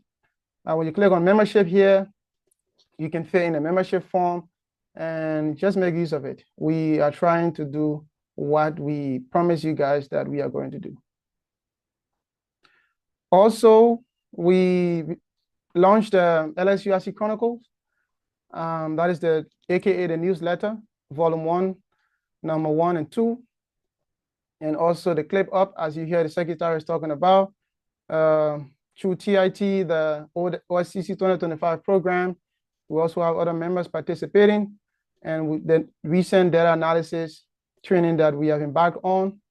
Things are going to get very massive in the second quarter because now all the committees have been confirmed and taken out of office, so they are going to start running LSUIC moving forward. We have appointed over 85 persons just in the first quarter. Over 85 persons was appointed just in the first quarter, with over 25 cities. Currently, we have 28, though we have about 5 that have not issued their appointment letter yet. But those that have received appointment letters, they are about 25, because we already have 4 that was already elected by the people prior to the conference. So they are not among the people that were appointed. If you add all of them, there should be about 28 or 29 city presidents. For coordinators, we appointed 18, excluding the Beijing coordinator that was appointed by his people. So including him, that will be 19 just within the first quarter. We have 3 more quarters to go, and rest assured that everything is so happening in the first quarter, they are going to be times 2 of what we did in the first quarter. LSUIC in our constitution, it says that every 5 years we should have a total review of our constitution, but that is based on the NEC. So as NEC, we saw this prudent, and that's why we appointed the Constitution Review Committee, and it has been doing a great job there as well. The confirmation was done, and the results are out. They all made it, and they're going to be making sure that LSUIC have a new constitution. Now, other people that have issues with constitution, you no longer have issues, or we hope that you no longer have issues with the constitution. Every other thing that you need to fix, this is the time to fix every other thing we have problem with. So we are giving you the opportunity. As you call for it, now we give to you. You also call for audit, right? And we also talk about audit during this whole process. We have also instituted the audit committee, and we trust that they are going to do the work and make sure that they give LSUIC the financial reconciliation that LSUIC deserves. Also, up their own loan policy, how people get loan and the procedure and all of that. We make some updates to that, and also submission of the national budget for approval, which is constitutional. We already submitted that, so we hope that the council will approve it. All of the city presidents, their reports, they need money. They need money to run programs. So let's hope that the budget will be approved by the council, and we also going to have some other fundraisers here and there to help support whatever initiative you are doing in your city. We have started the city visitation. The vice president was in Hangzhou on yesterday. We're in Beijing in August. The vice president will be in Suzhou on the 7th. And by the 18th of October, I will be in the other Suzhou. So we as NEC will be flying all over here and there, making sure that we visit you and also be a part of whatever thing you are doing in your city. Business registration and lessons, the secretary talked about that as well. So you have a certificate, you also have a lesson. We also tell you about the turnover ceremony. We have 2 different programs to tell you what we receive as well as what we haven't. And it's also important to know that as the national president, there was no turnover note that was given to me. to my office till now. So whatever the next government that will come, I don't have 10 over note from previous government. So what I'll be giving you would be what I have. So please, just for the record on that. We also did the peace and reconciliation process, as we also promised to reconcile LSUIC. So our first approach was to deal with all of the past and current leaders. So we have a separate meeting with them. And thereafter, we had a general meeting with LSUIC after the leadership meeting. And it's important to know that during the leadership meeting, every other leader committed to peace, unity, and progress in LSUIC on a general level. On personal level, maybe we still need to make some efforts. We also promise you the transparency and all of that. So your due records, they are now live. You can check the group. Even in this document, you can scan the QR code. Once you pay your due, probably within less than 3 days, you check that sheet. Your records will be captured there. If you don't see it, then you can reach out to the financial secretary that I pay my money, but I can see it on the live sheet. So it's there. Your records are there. Every day it's in the group. Just check it, and you will see if you have paid your money or not. Pickup service. Many of us, when we came to China, we were in welcome by a union or by an organization. We found it difficult to navigate our way around here and there, but under the leadership, we have tried. It's just the beginning, so we have tried to make sure that new students are welcome. And all of the city president reports, you saw it talking about people that are welcome and picking up people from airport, train station, and all of that. So that was successful. Kudos to all of them. For T visa processing, we have helped through the embassy about 40 students. 34 of them were successful in the process. 4 of them also reached out for letter of attestation because another person had ink on their passport. Immigrants did not accept it. A passport for them. Another person lost their passport. So once you have anything of a passport to verify, or you get a new passport from Liberia, and that immigration want to make sure that the passport is actually valid or from Liberia, or you are the owner, you can also reach out. And thanks to the Vice President that has been working tirelessly in ensuring that this is becoming very, very successful. Every other thing we have been doing, from committee level, most of the committees that were appointed before, either the national president will do oath of office for them, or there will be no oath of office. But then we try to change that, not in our own way, but constitutionally, by following rule of law. That is, if you do any appointment, the person should go for confirmation. After confirmation, the person should, once the person is not an NEC member, the senior adjudicator should administer their oath of office. That's what you saw here today in our meeting agenda. At the General Assembly or at the conference, the senior adjudicator should do that. So probably some of you reached out when you saw it in the agenda, when we posted it in the group, some of you reached out. That's the reason why it was done. Though you are not used to it, or it was done by either the national president before. That was also in good faith, but it was like doing the right thing the wrong way. Also, we did some other couple of analysis on LSUIC membership. The secretary did talk about it. It's also important to know that within the first quarter, the Suzhou University of Science and Technology, the number of students, there were 18 that registered or used the membership form to register through the website. So we have 18 persons from that university register and using the site. And the most represented county from the first quarter, based on the data we received from the website, Lofa County have many students, with 23 of them from Lofa. Details of everything, you can find it in this report below. The most popular major, that is computer science and technology. We have so many Liberian students that fill in the form in the first quarter doing computer science and technology. We also have more female, about half. So it's like 2 to 1. Okay, and these are some other statistics about it, especially on the age difference between the male and female, as well as county distribution. We talk about Lofa County. The next county is Bon County, Nima County, followed by Moserado. You can also see the distribution here. If you cannot read the numbers, you can see the graph here. So we talk about data analysis class. It's important that we also practicalize it using our own data, so that tomorrow, if Ministry of Education is calling us, the embassy is calling us, we can have something to talk about on the demographic of the Liberian students, as well as what we know from our people. Yeah, so these are more other things. Major distribution, we talk about computer science major being the top, followed by environmental science and engineering.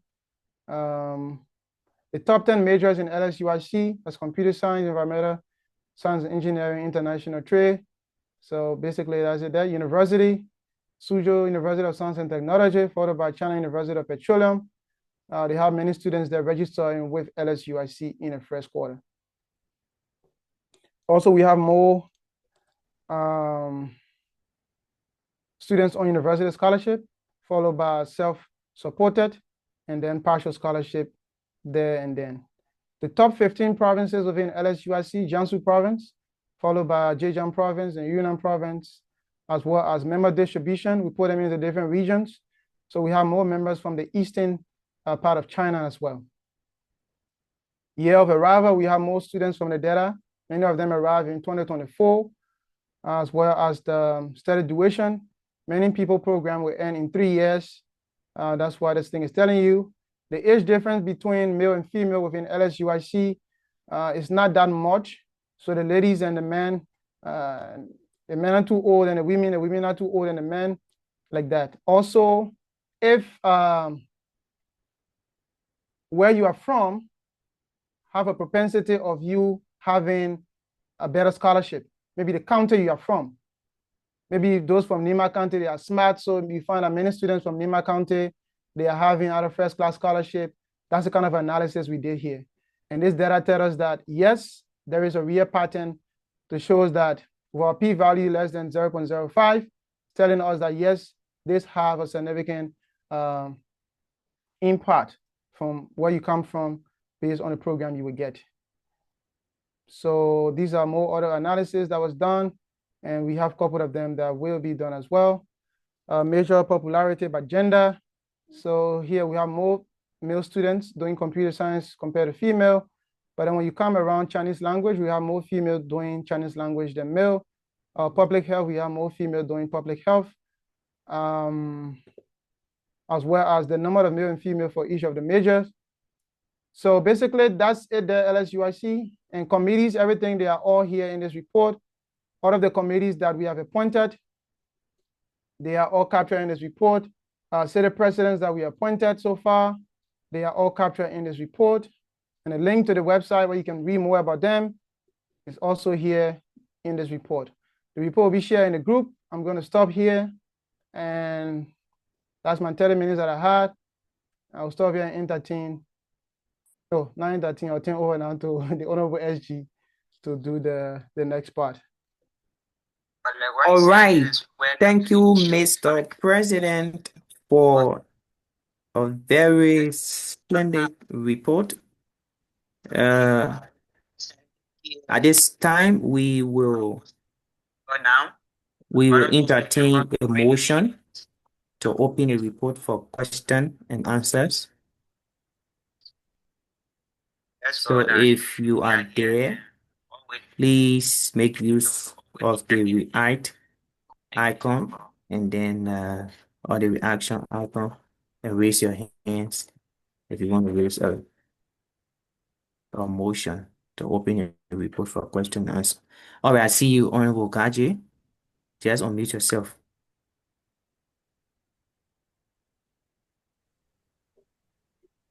All right. Thank you, Honorable Secretary General, and thank you, Honorable President, for this splendid report presented.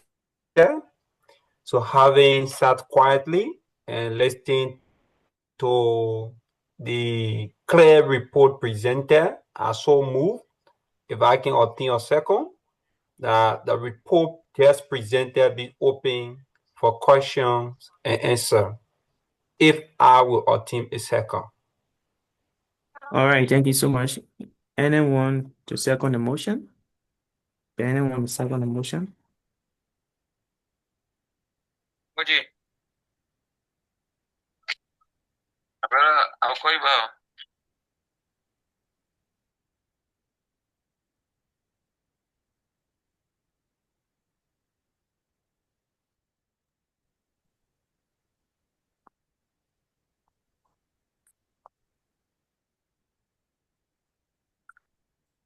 Is there any okay confidence? I'm seeing the hands of Yeah, Honorable second. Yeah, Duo. confidence Yeah. to second the motion. All right. So now the report is open for question and answers. So if you are there, you want to ask the national president a question, can you raise your hands and be recognized? And then the opportunity will be afforded you.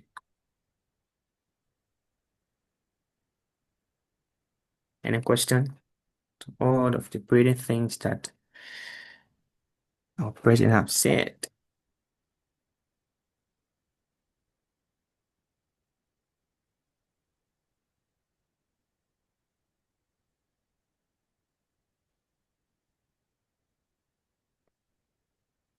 No question.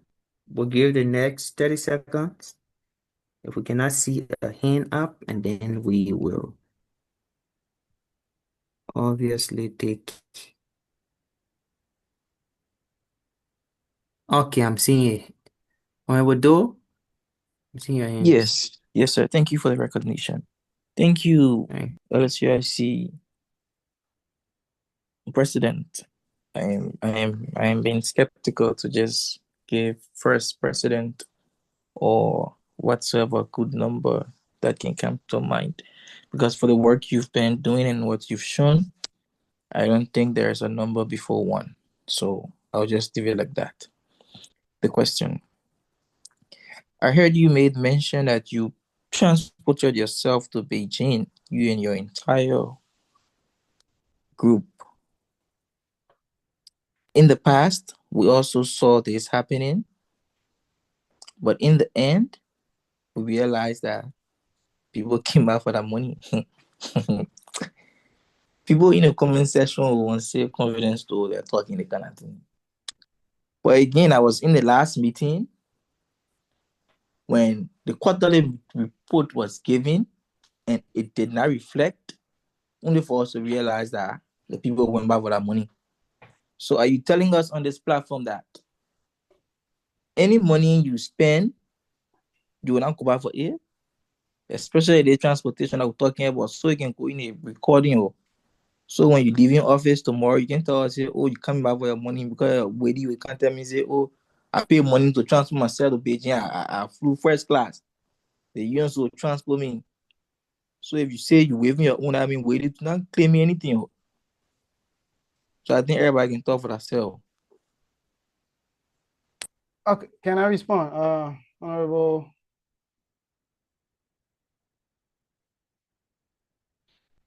Okay, so if I respond to that quickly, I'm not coming back for any money. You can mark it down today. Even during the conference, we're not even president. Things that were quite detailed, because literally quite detailed my address. I pay for most of these things. I think only the part was paid for. Most of the things I was sent, I pay for them. I never requested any money from people in LSUIC and all of that. There's no need of doing such. We are here to serve, and as best as possible, we're going to do what we can. So you can mark it down. The meeting has been recorded. I'm not going to ask for any money. From Nanjing to Beijing, it should be around 5 something on fast train to go alone. And another 5 something, you're going to come back. Then taking taxi from wherever it is to go wherever it is. If you add everything there, like, who matter? Why coming back for it?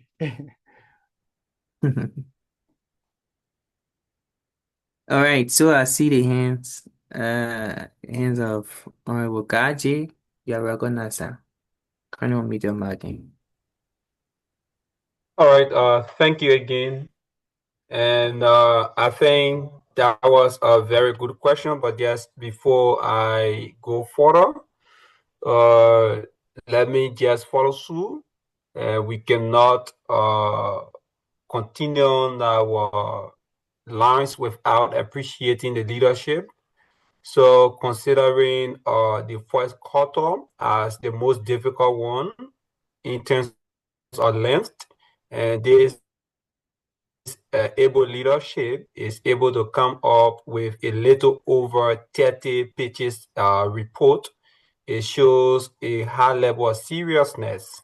So again, we must say thank you to the entire leadership. So this, I don't know, but I think for best practice and for the sake of record, Mr. President, even if you and your team goes out and you spend your own money, let it be captured in a financial report because it is expenditure. So despite you did it on your own, but it is a contribution to the union to balance our financial spending. Thank you. Thank you for the input. Okay, you say it should be captured in the financial report, things that we spend? Yes, your own expenditure, despite you did it, but it's a donation to the union. Despite you are not doing it and you do not need anything back, but it should be captured that we spend this.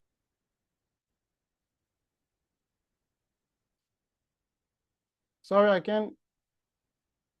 It is just me, or can I hear him? Hello? Am I clear now? Yes, you are clear now. Yes, I was like saying, this part, you are not doing this for any special recognition, that which we know, but to keep our record straight, there was a movement and there was expenditure. So even if you guys spent your own money, let it be captured in our expenditure report. Okay, the financial team will discuss that, but I don't think that would be, it's going to cost too much of a holding and putting here and there, right? If I spend my own money, I don't want it to go in financial report. I think I also owe that as well to myself. But the financial team will discuss that, and probably they will see how best to handle it. But thank you. My own mind, don't put in it. Whenever I see you there, cannot. Yes, so if I'm not seeing any other hands up, so Mr. President will give you the next 30 seconds to just give your closing parting statement, and then we can take another motion. Yeah, really, there's no other parting statement. Let's just move on quickly. We are probably against time. Okay, so having gone through the question and answer section, we will now ask for a motion to accept the report for future reference. Yeah, Honorable Doe, we receive. Yes, I have not heard the voice of Honorable Viola Chisman to make sure she's not sleeping and she's paying attention to the president's report. I do hereby make this motion that after carefully scrutinizing the president's report and going through it letter for letter, picture for picture, asking him to put his money that he spent in a report, and he's saying no, you're not to it because that's his private money. I do hereby move, if I can obtain a second from the city of Wuhan, Ms. Viola Chisman, that his report be accepted and used as a working tools for the future and saved in the digital archive of LSUIC. Okay, any second to the motion? No, I say the motion says Viola Chisman. I'm not sleeping, my man. I'm following closely. I am so second to your motion. Thank you, All Honorable right. Chisman. Thank you so much for the motion, and thanks to Honorable Chisman for the second. So at this point, I'll turn over the visual platform to the Honorable President. Mr. President, can take over that. Thank you for the opportunity. All right, so let's wrap up quickly. We're joining the AOB and remarks together. If you have any remarks, any other question, we have already taken out of the reporting officer of their visual podium. But if you have any other question or remarks you want to make concerning everything that happened today, we're going to take at most 5 scholars, and then we'll try to end the meeting for today. So you can just use the feature of raising your hand, and we'll recognize you with your comment, your AOB, your remarks, your whatever thing you have. Yeah, Honorable Confidence as though your hand is up. Good. I think this would be my last time speaking in this meeting, unless another motion. So they can say convenience or just came from having to monopolize the process. But again, I want to say thanks to this team. Indeed, we've seen some great level of seriousness when it comes to leadership. I am proud to call my mother back home and say the student union in China, they started doing some good work, and I'm sure that this student union can start writing projects to come and fix the problem we have back home in Liberia. I am so proud of this for this quarter. And I'm sure if we can continue on this pace, on this pace, if we can continue on it, I'm sure we can make Liberia a better place.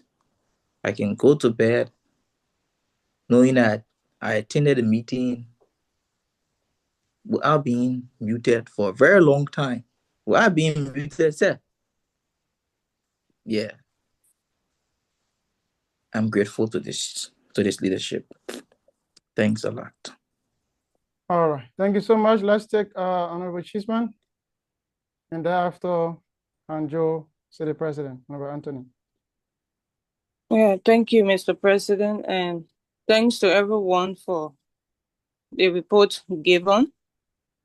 And this shows that your team, you are working very well, and the leadership, they are doing some hard work behind the scene. I'm sorry that I didn't join the meeting so earlier. So I told you that I was going out and my background was a bit noisy and I had some connectivity issue.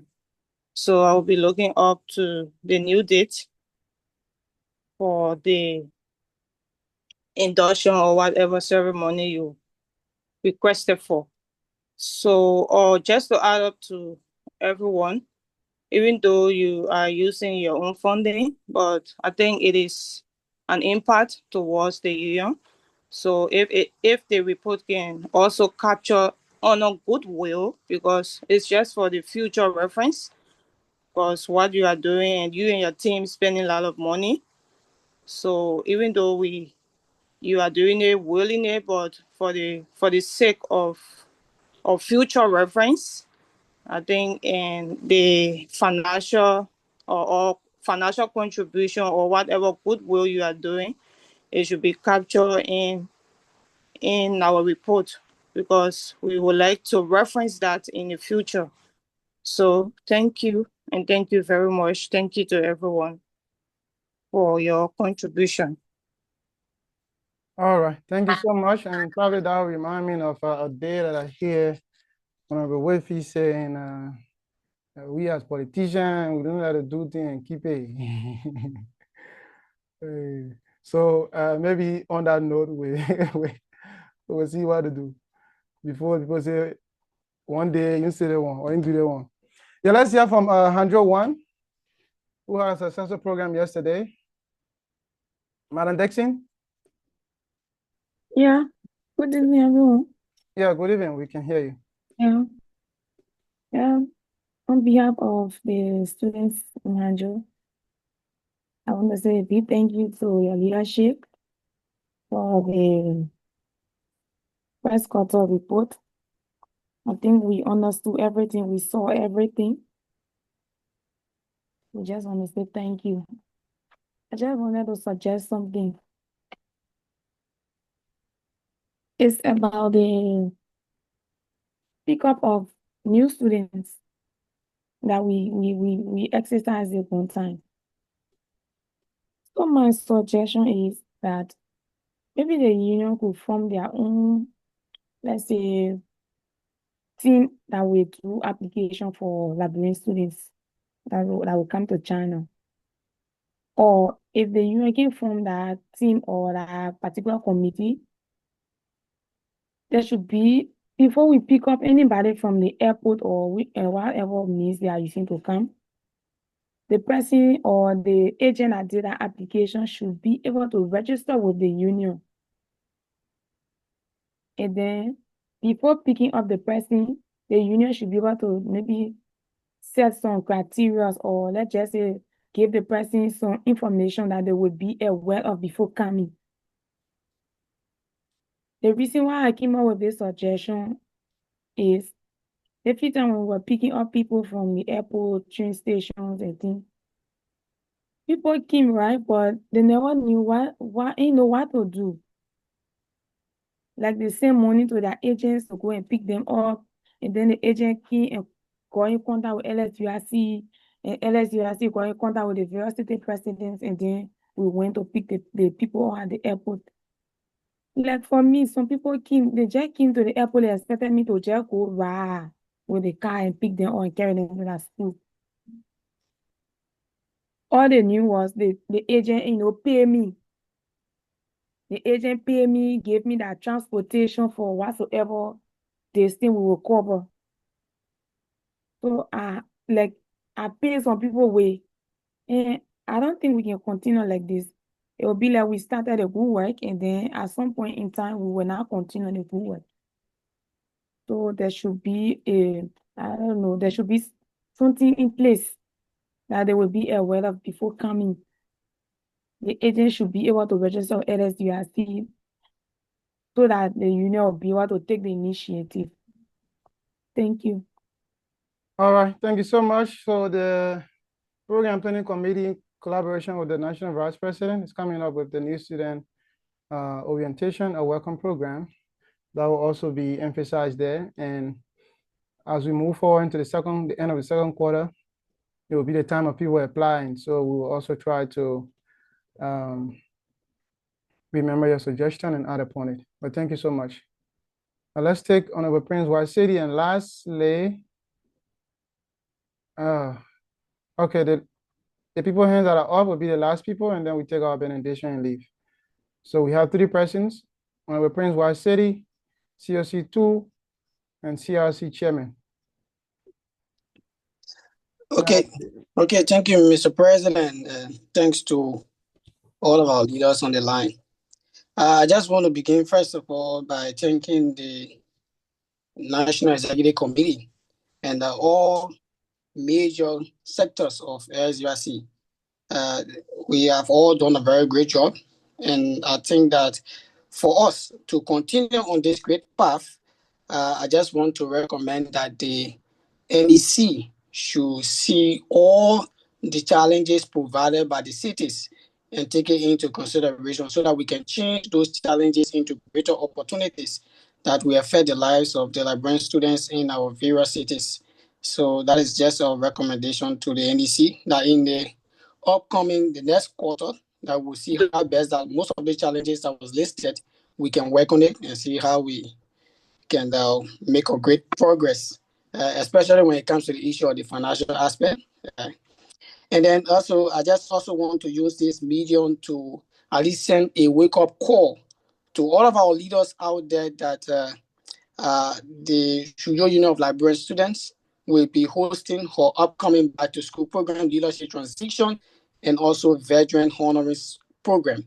So it's also important that if you are out there and also want to join us, we open this wake-up call to you, and let us all join and celebrate a great moment in history that our students will feel the impact. So thank you so much for the time afforded me, and thanks to all leaders who were able to provide us a comprehensive report that we can show out there to our people. Thank you. All right. So lastly, let's take Honorable Bravo, and then Honorable Van Pelt. You can get ready to pray for us so that we leave. Honorable Bravo. Oh yeah, I just wanted to buttress what the lady said. I think these agents are out of hand and something needs to be done, especially if they are members of LSUIC. I think the leadership can reach, certain agreement where they should be accountable. I wouldn't say probably maybe registering a business or something, because they will go in the corners and apply for people and sometimes scam them, and then these guys will come stranded and then they will run to the leadership. And these guys in the city, the presidents, the honorable people, they're just trying their best. At the end of the day, it might be very, very, complicated, and they can only do so much. So I just wanted to buttress that to say that it's very important. It's a very serious situation right now. And several instances, we won't call names, but we want to see the leadership looking into that. Yeah. All right. Thank you so much. Honorable Van Pelt, are you there? Honorable Gaji, your hand is up, but you can just send a message in the chat section because we can keep taking questions or comments. And you already spoke. Honorable Van Pelt, are you there to pray for us? Yeah. Yes, I'm right here. Okay, you can please go ahead, Honorable. Okay, thanks for giving me this opportunity to close us in prayer again. Let us bow, Mr. President, everyone. you see my hand ever since today? Let us bow. Time is out. Honorable Van Father, we Pelt, thank you for this moment. We bless you for being God and great. Before we begin this meeting, we ask that you could show us mercy to grant us the peace, the understanding, and you have done it. We just want to say in our weak ways, in our little verse, thank you. We bless you for this union. We pray that you make us to experience more colors, more beauties, all across the various cities and provinces, Lord, even down to the various universities under this great union. Let them feel your impact. We thank you for the leadership across China. We thank you for the students' community. We pray that you take us throughout the remaining quarters in this year. In Jesus' mighty name. Amen. Amen. Amen. Honorable Koi, your hand was up, but then later it dropped because I recognize the last three persons. That is you, Bosco, and Honorable Prince. But I realized your hand was dropped. Sorry about that. If you have anything to say, please, you can unmute yourself and let's hear you out. Sorry about that. Honorable Koi, are you there? COC2. Yes, I'm saying that it's okay. No need. It's okay. We Okay. already exhausted the time. All right. Thank you.